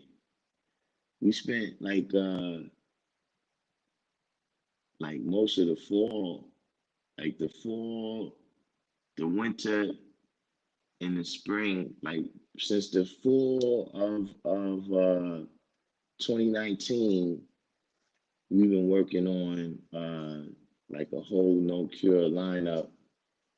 Um, you know, I just was blessed to be first in the cycle. But yeah, we got a couple of jump offs recorded. Um, so Trage is next, and then we get the Endemic album. It's decent.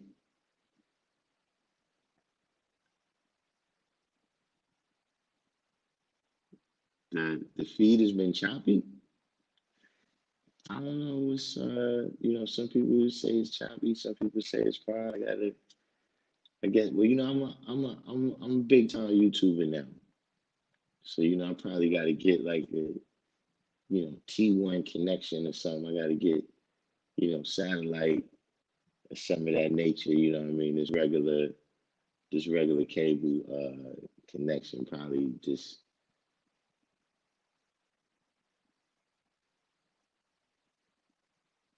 can't handle the amount of people that I have now that I'm a big time YouTuber.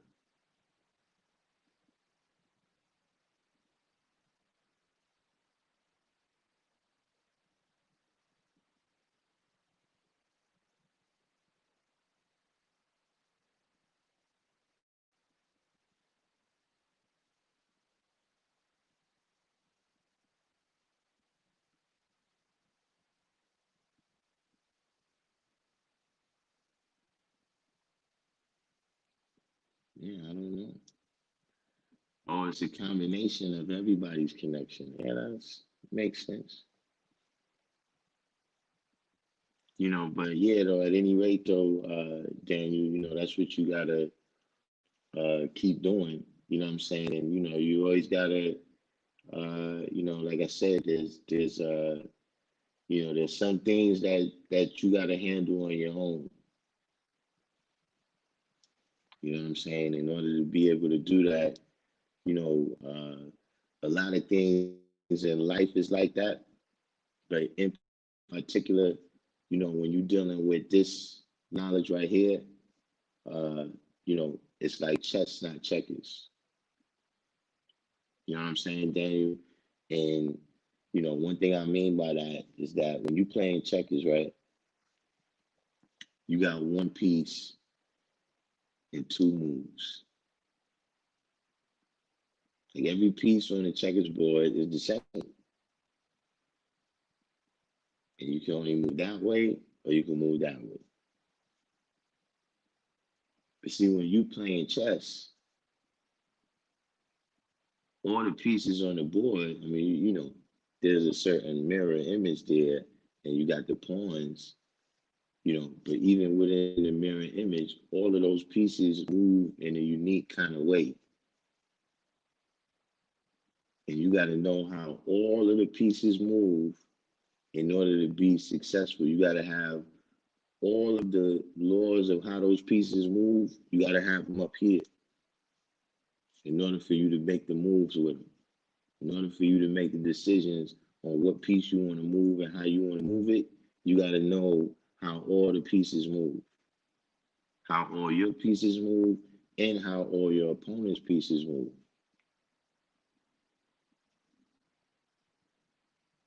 And so, see, a lot of times, you're not going to be able to,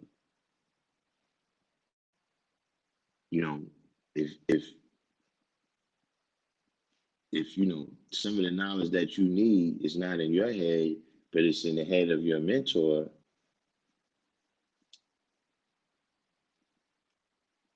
that's like if the person who's teaching you how to play chess, he knows how all the pieces move, but you don't know. You still, you're gonna be good as long as he's there to say, nah, don't move the rook, move the knight. Or don't take that piece with the queen, take it with the bishop. But then what happens when that person is not there? You find yourself in a religious situation where all you could do is pray that that person comes.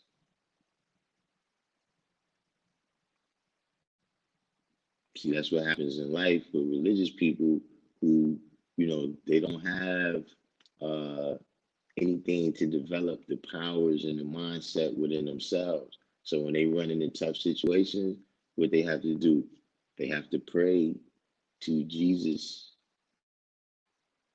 or whatever other righteous but unseen being that supposedly exists everywhere.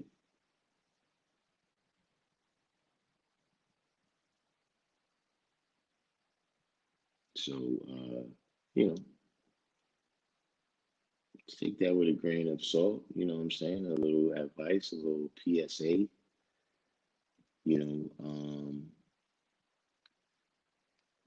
for why you might want to look into internalizing these principles for yourself, and not, I don't want to say you relying on it, but, kind of seeing his word for what it is, his word. For that, seeing my word for what it is. I'm not, trying to take that away from the brother. I'm saying even, coming on here, like I told people on here before, don't go anywhere in this world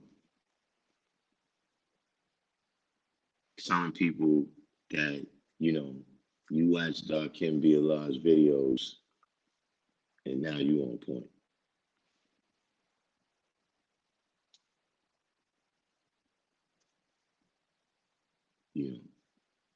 The main thing for you not to take on face value is what I tell you.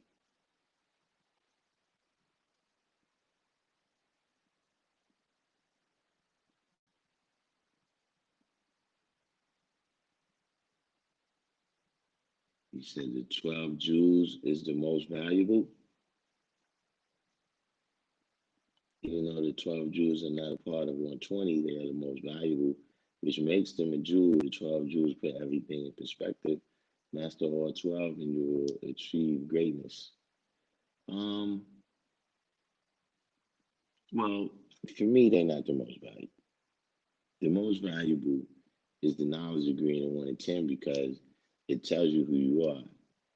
And in terms of the 12 jewels, right, when you said master all 12, you will achieve greatness, I think it's the other way.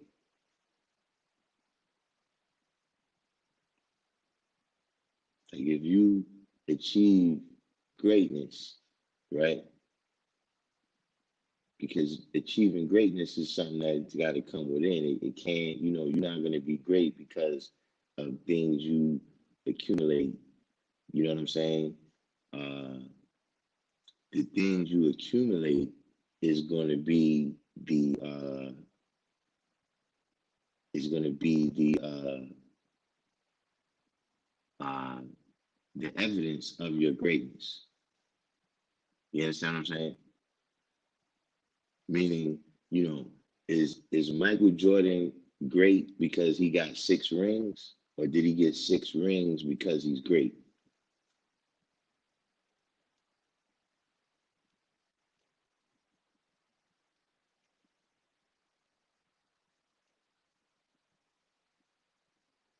But the 12 Jews, the way we went through it today and everything, you know what I'm saying, is it definitely is, what you're saying in terms of uh,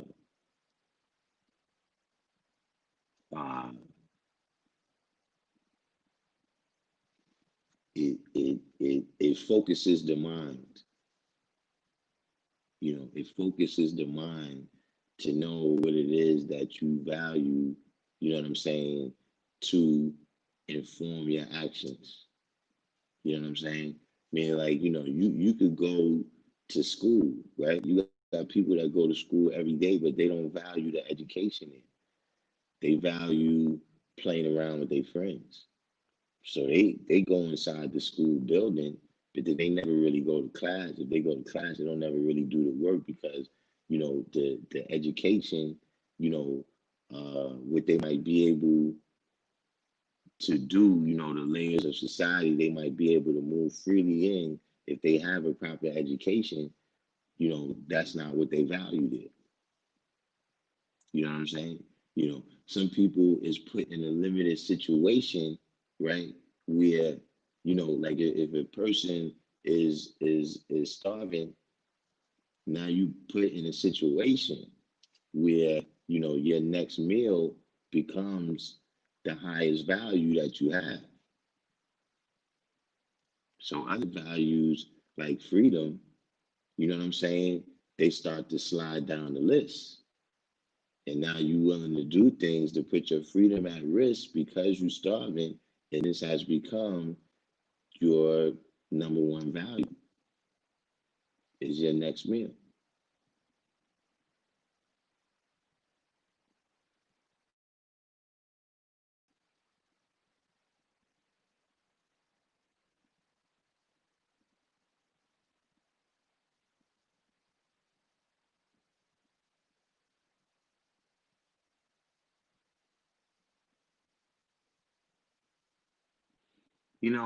Power born. I think I would add that to my list of.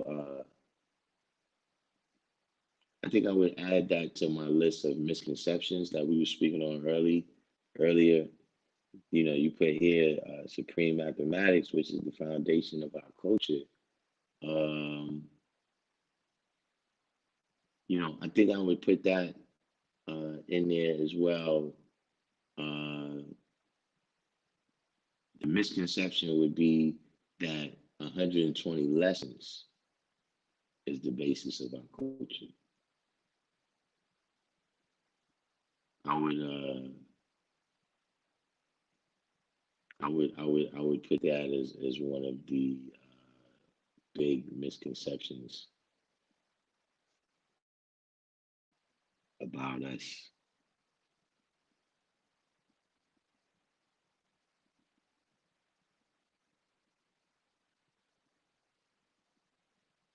But right now, before we wrap it up, do we have any other questions?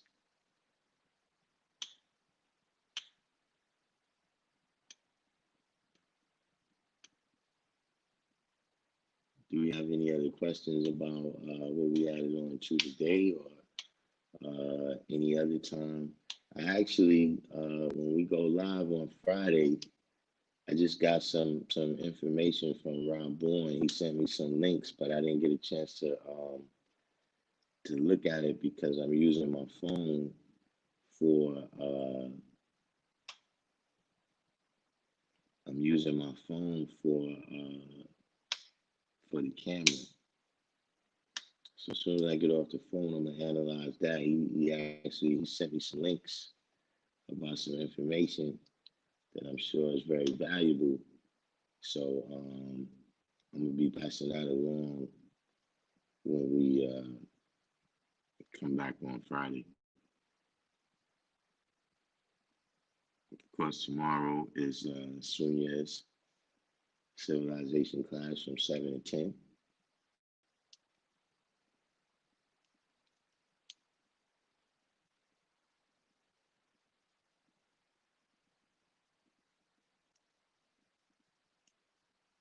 Check out the G-O to the D.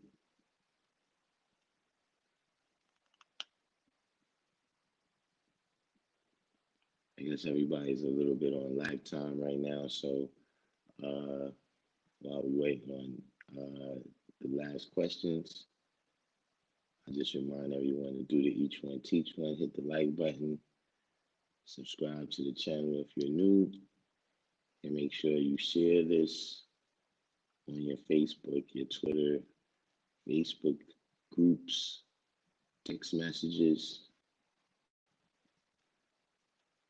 because we need I have to have my I need the brothers and sisters that come in to be the notification system.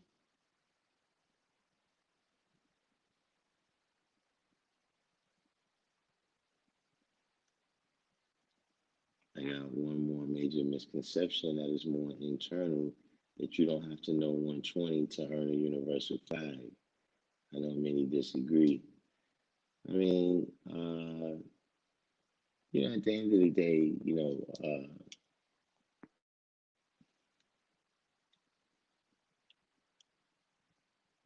I guess this is like a loose analogy. I don't want to throw people off,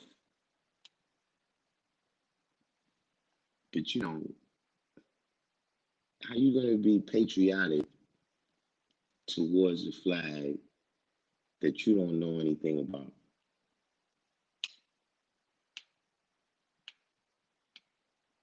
But yeah, Don Bishop, we had some. I ain't no doubt. Our power born, peace to the God. Yeah, we had some things that was right up your alley. We were speaking on the Bible.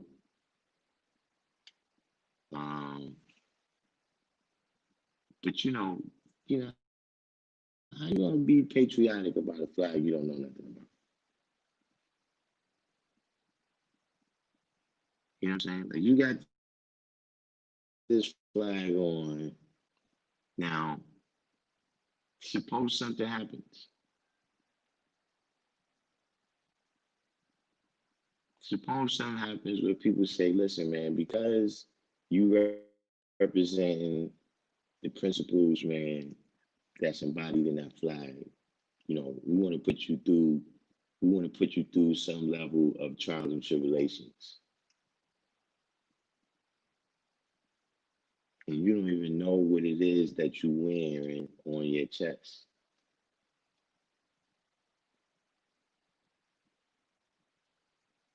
And see, ultimately, man, when you want to do that, you just want to be down.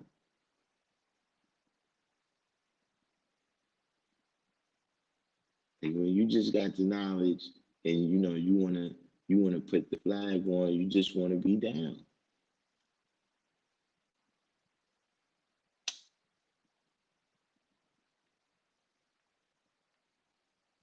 Like even me, I thought that was something like when I got the knowledge, everybody that I saw with a flag on, you know, these was the people that they controlled the knob on the hot seat. So I thought you had to be, like you had a flag, you had to be, uh,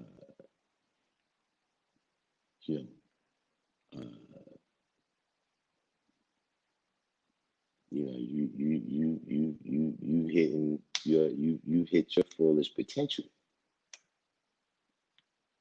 And so I wasn't even thinking in terms of getting a flag, but when I started getting high up in my degree, I was just like, yo, God, when you gonna build for your flag? When you gonna get your flag? And I was like, I can get your flag? I said, yeah, God. So that's the way I see it. You know what I mean? I don't give a flag, to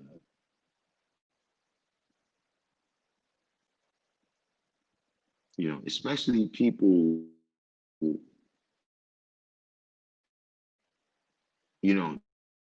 this civilization and that's supposed to come before you wear that flag too.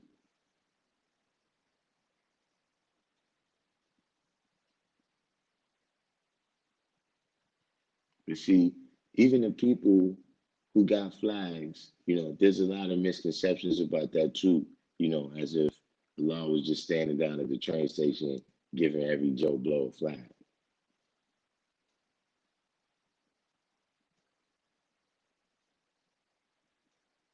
See how you wear that flag, the the honor, the honorable nature of how you carry yourself with that flag on.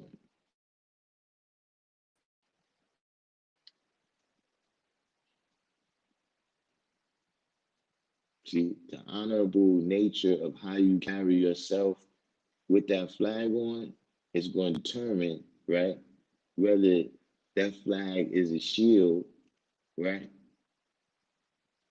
against all negativity that come amongst you. See, people see you being righteous, right, and they might think, oh, that righteousness is because of weakness. And then they see that, go, oh, you the God. Oh, I said, all right. See, it's going to determine the difference between that or if the flag is a shield to hide your dirty religion.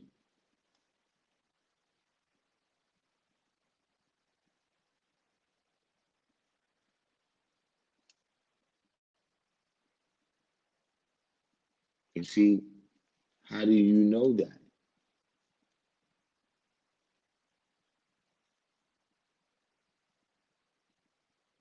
When you don't, you really don't know nothing about this culture. You know what I'm saying? And not that 120 is 360 degrees as culture. So if you know 120, you necessarily didn't qualify.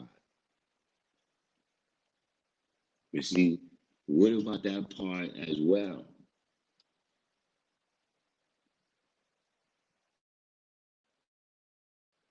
You just giving out of the at that point, you know, you giving it out because you selling it and whatever is the level of profit that you're getting off it, but you're not really concerned with none of the principles.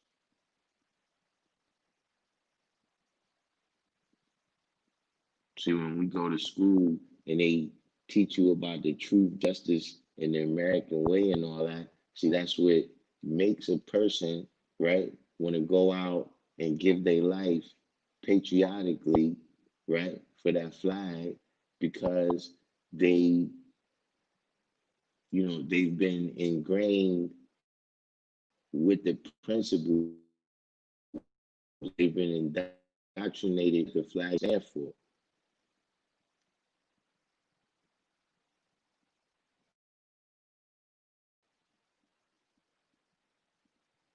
So 120 don't make you God. But it is one of the measures that we use, to begin to see a person's mind state and, you know, how that mind state might manifest through their actions.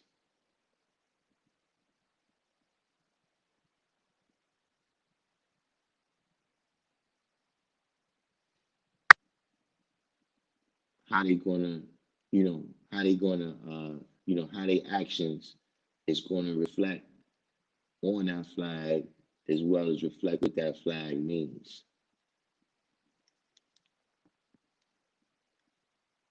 You know, do we care about that?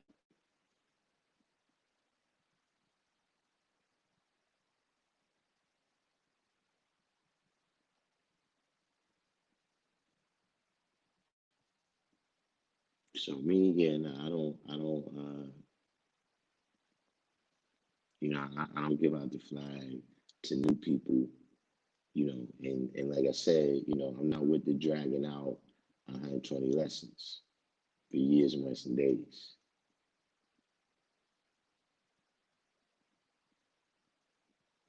It shouldn't, for you to learn 120, it shouldn't be taking you the same amount of time as Elijah Muhammad.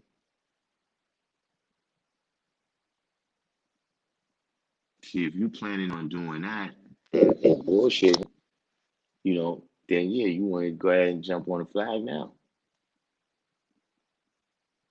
But see, once you're doing that, you're not embodying these principles of basing everything on knowledge and not on the emotion and the feel good moment of you want to feel like you down. What do you think this is? The 1950s? See, that was back in the old school time, back in the 1950s. You know, they used to have these pins, right? That they used to get from school, you know, and the dude, he used to give the girl his pin, and then that meant she was his girlfriend. They was going steady. Not your girlfriend. I don't need you to wear your pin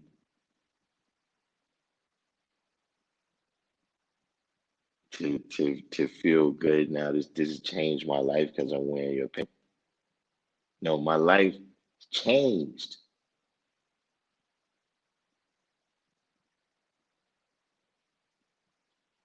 And I'll put the pin on if I want to be a, a, a recognition of that, a representation of that.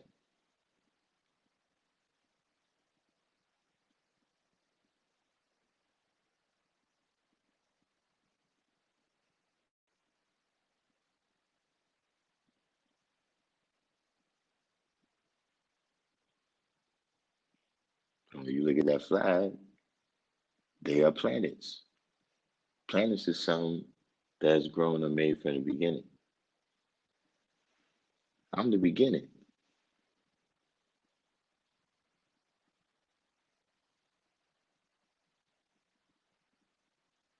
And so I've grown from the level, of where I was to where I am now, where I wear a flag. But I've always thought that was funny stuff. That was a little rant right there, my bad. I know I get that way.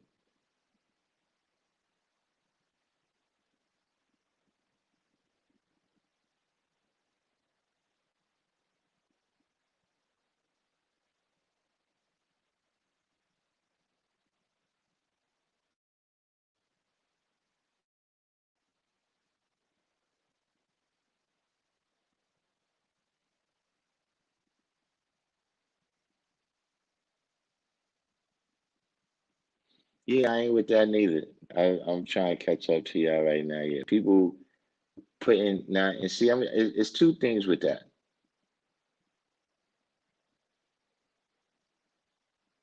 It's two things with that. With the clothes and the jury with the flag on it. See, one thing you're doing right is you a little bit devaluing it.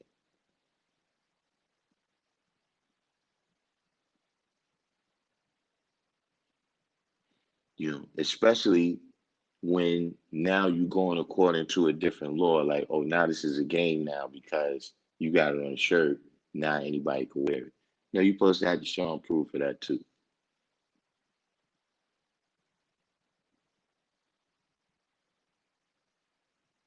But see, once you start bringing it down to that level, now it's just fashion. It's fad and fashion. Say what you want to say.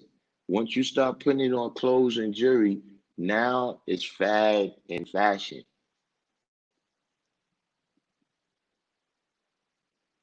So that's a little bit of a, you know, once you just on Instagram and you selling it and you don't know who you selling it to and all these different things of that nature, now it's fad and fashion.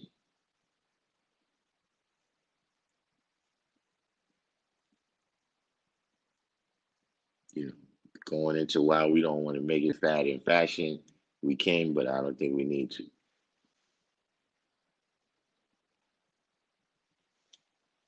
Let's say you said if one wanted to get 120 from you and is visiting from another state, how would one go about the fasting process? Well, how long are you planning on being out here? You know, maybe you want to fast. Maybe you want to fast before you get out here. You know, maybe you want to fast when you get out here. You know, but the process is simple. You know, air and water. That's what you can. That's what you can consume. You can consume air and water. That's the whole process for 3 days. Uh, you know, in terms of you wanting to time it so that you're complete when you get out here. You know what I mean? Or I don't know if you've you know, watched enough of the lives, you know, to know, you know, why I tell people to fast and how they supposed to fast and you know what they should be partaking in with the fast. You know, I don't know if that's the part she was talking about, but you know, it's pretty cut and dry. You know, air and water for 3 days.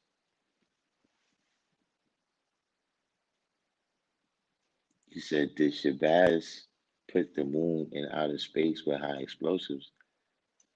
Uh,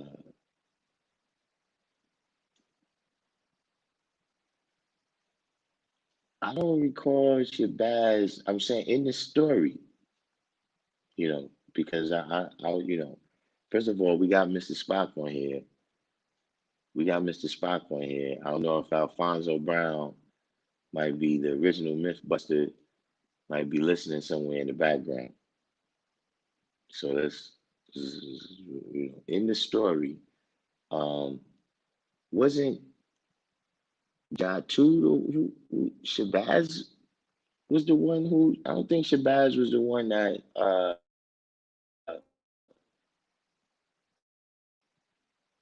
that was supposed to have blown the moon from the earth.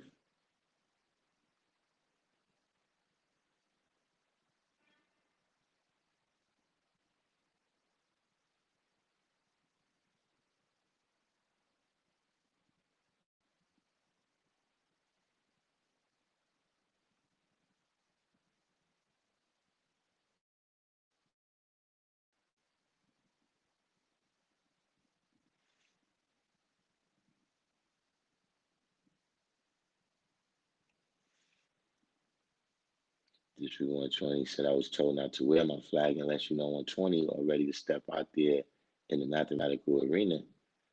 Uh, you know, pretty much, man. You know, see,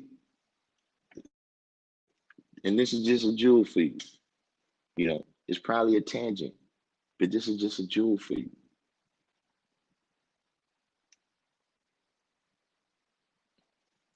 Look at what happened to Allah for embodying and manifesting the principles of that flag.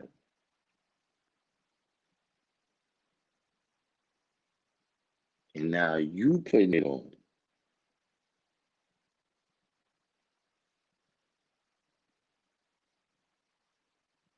I'm not saying that that's going to be everybody's experience, as close to everybody's experience.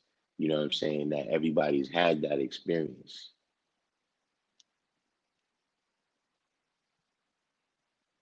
But you plan on going out there, speaking truth to power, like even myself, I could say, and look, yeah, I handful of people that come on here.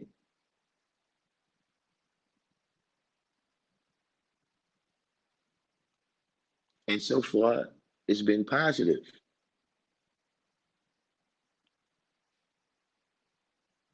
But people come, man, no, you got to show and prove. That may not be their mentality that, we going to put Christ on the hot seat. But see, when we get out to, when we come to New York and we come to law school on Monday and Tuesday, we expecting to see you there, Holmes. We're not expecting you to have a notebook over here on the side with all the stuff you be saying.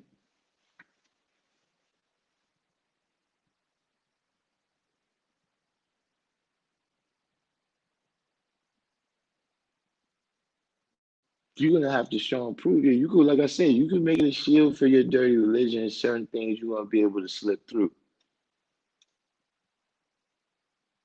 But what happens when the people ask you to be who that flag says you are?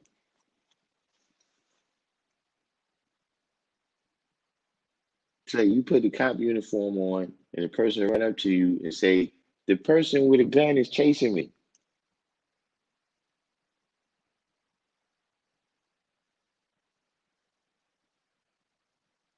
You can't take off running in the opposite direction. The person expect you to get in between them and the person that's chasing them.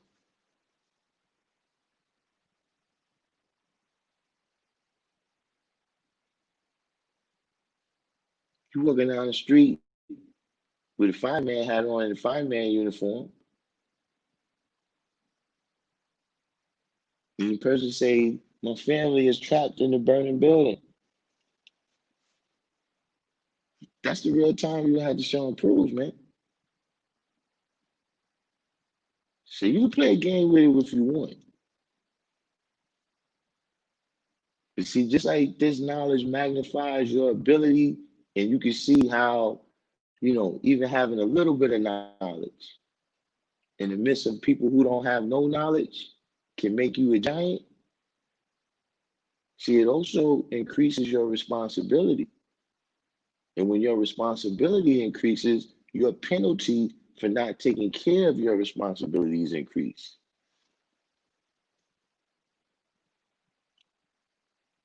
So for me, I wouldn't even do that to you. Like if I was going to give you a flag, that means that I'm probably cool with you. I like you. Why would I put you in that situation?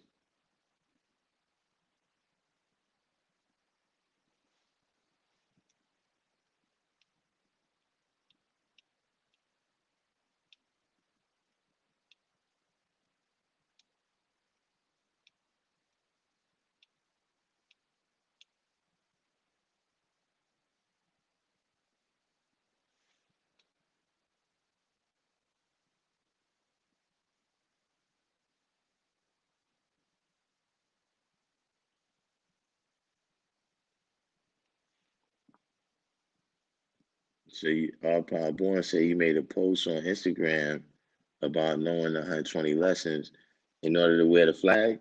You got over 100 plus comments, huh? Yeah,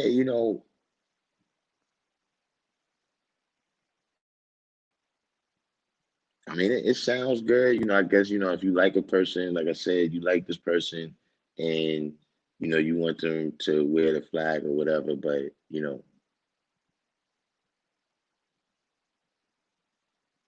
like I just made that other analogy when I said, look, man, you got to make this decision on your own, Holmes.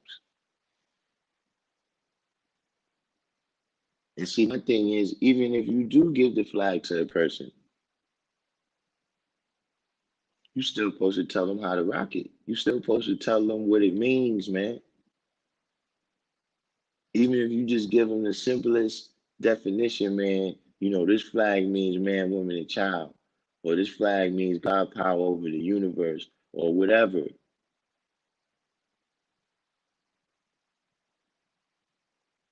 And how they supposed to wear that flag honorably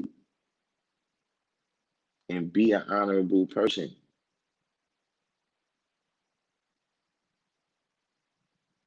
But just a person got a flag on because they want to be down.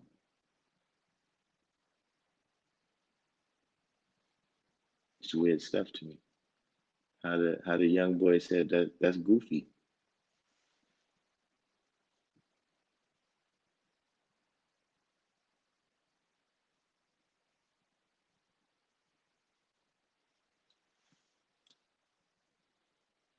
Alive on the eye and self physics, the eye and self physical fitness.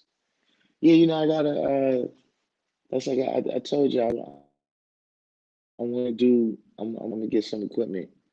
I'm start doing some lives with the pull up bar. See if we do some sets and build ourselves up mentally as well as physically.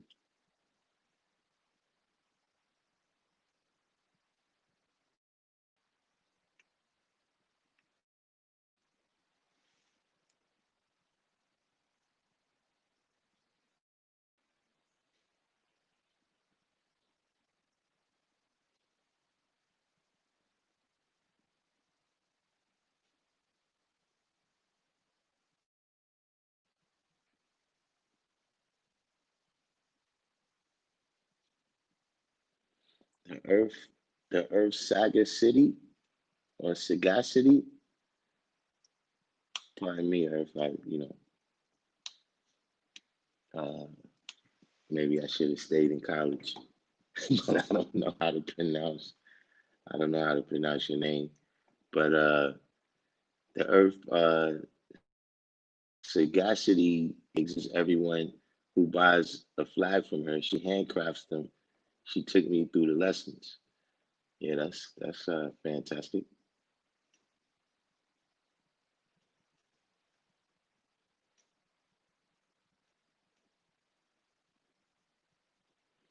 Yeah, see, I don't sell the flag though.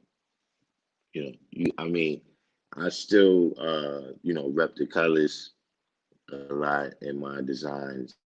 Uh, but the flag, you see uh, elements of our culture and things of that, but not.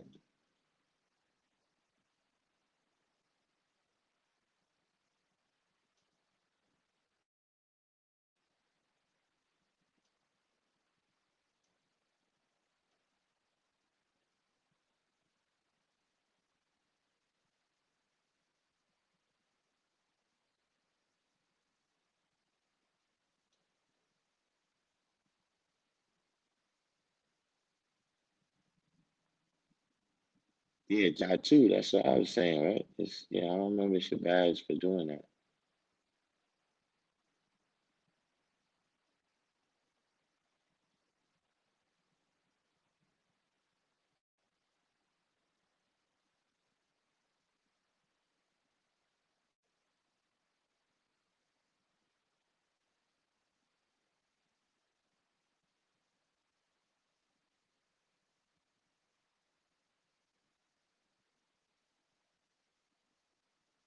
Hmm. Original C said I heard a story about Allah telling a young brother who got his flag taken by the cops. He said the cops took my flag. Allah said he didn't take your flag, he took your pen. Your flag is up there and pointing to the sky. Um, did I hear this story? I mean, I did hear the part about your flag is up there. Indeed. Yeah, that's I'm trying to think who that might have been. But in terms of the flag being up there, yeah, that's the sun, moon, and star.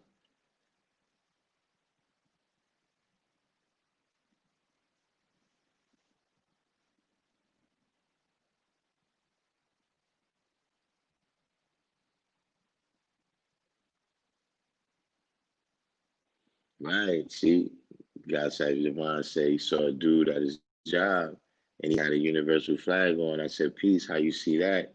And he said, huh? You know, that's what happens when you start to make it fad and fashion. People don't know that that's what it is, but you're the one who brought it down to that level.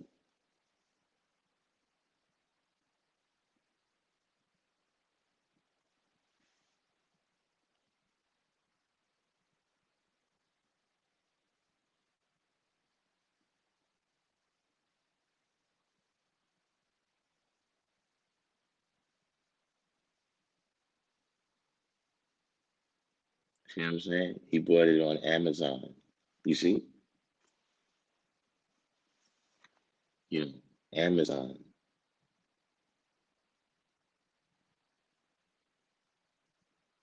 Good. Amazon.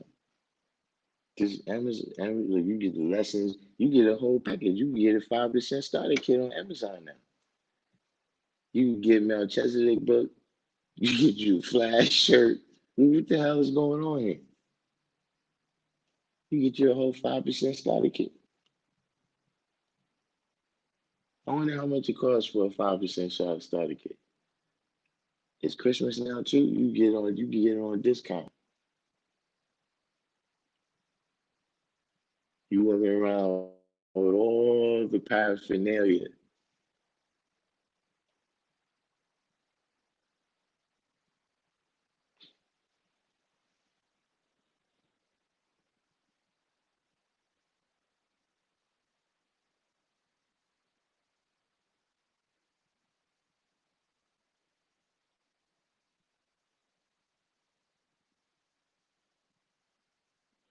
See the 21 Savage situation, uh, that was a situation right there where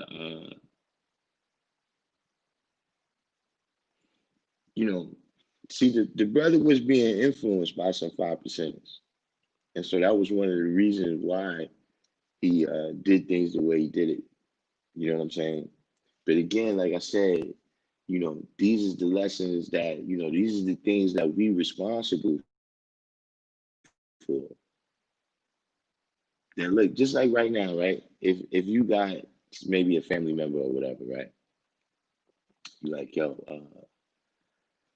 I'm gonna bring you around the guys. You know what I'm saying? Or yo, we're gonna maintain with my people or whatever. You mean the guys, you bring them around us, right? Yo, saying, if we stop at the store and he goes and buys a pig feet sandwich,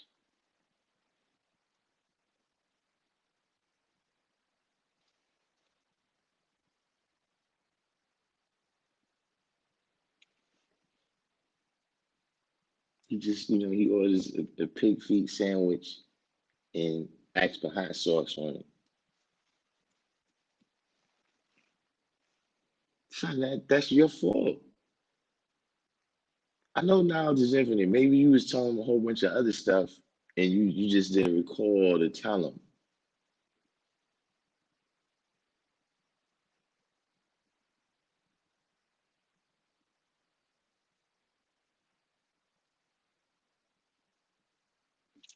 That's what I'm saying. This is what I'm saying. Like we gotta, we gotta get these points across. See, sometimes, you know, we getting caught up. Sometimes, we speaking, the city signs to somebody and they like the way we kicking the city signs and we just haven't had an opportunity yet to elevate up what we telling them. You know, sometimes we all the way up here above their head and we haven't told them how to act. When you just come around, this is the protocol of behavior in a civilized society.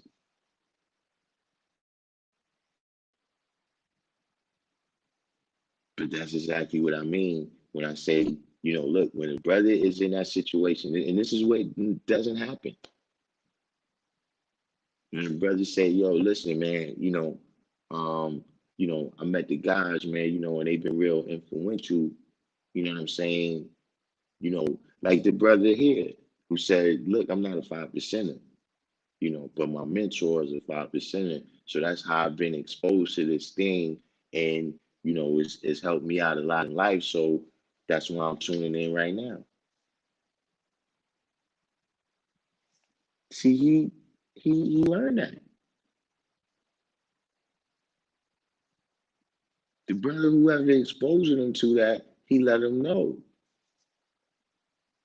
You're not the God. But here, man, it's still my duty to teach. And so I'm gonna give you some things that's gonna help you in life.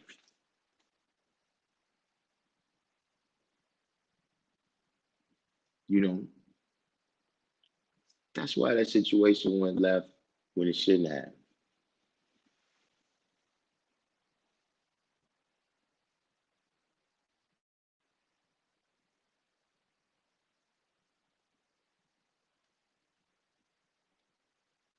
You said Brother Shabazz spoke on the deportation of the moon. You talking about Melchizedek?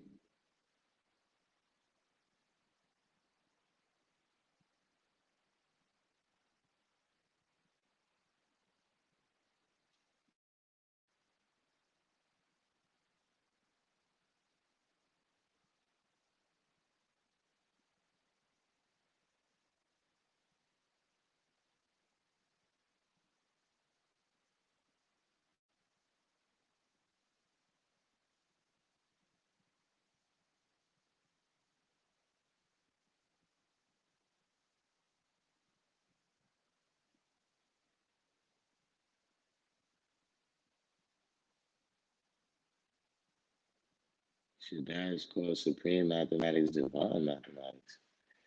See, that's how you start knowing these. You gotta talk about Melchizedek. Who's Shabazz? Brother Shabazz.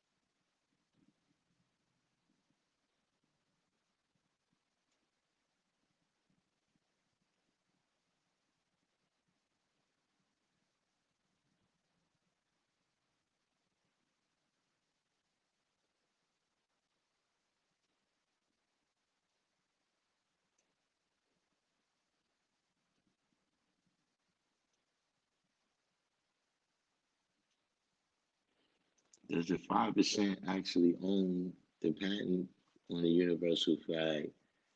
Um, now, uh, it's actually a movement to do it at this time. Uh,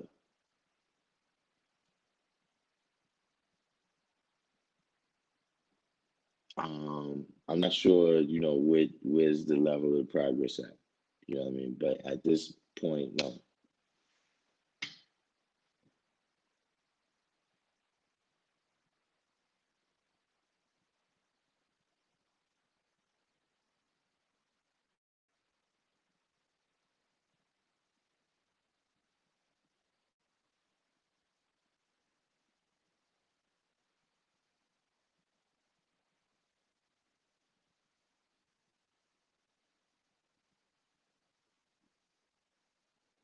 On another Shabazz,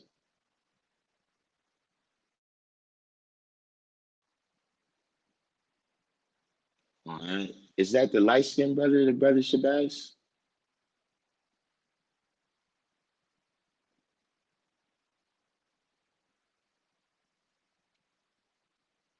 I know there's a brother that I seen on Mean Gene that he mostly comes from the NOI perspective. But yeah, I was supposed to be wrapping this up about 45 minutes ago. Y'all got me caught up again. Um, but yeah, let me take it down. Of course, like I said, tomorrow I won't be on. All right, yeah, I know who you're talking about now, Shabazz. Um, I mean,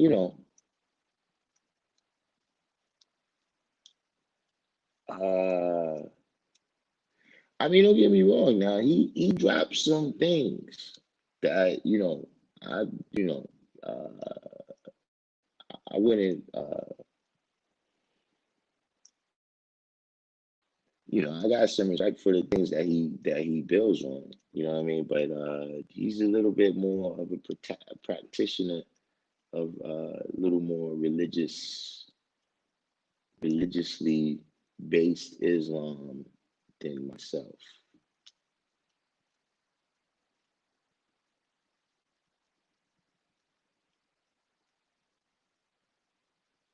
But once again, man, everybody who made it this far, do teach one, hit the like button. If you're new to the channel, subscribe. Everyone hit the share button. Share this on your Twitter, your Facebook, your Instagram, Facebook groups, text message, etc., etc. And I shall return on Friday. Peace.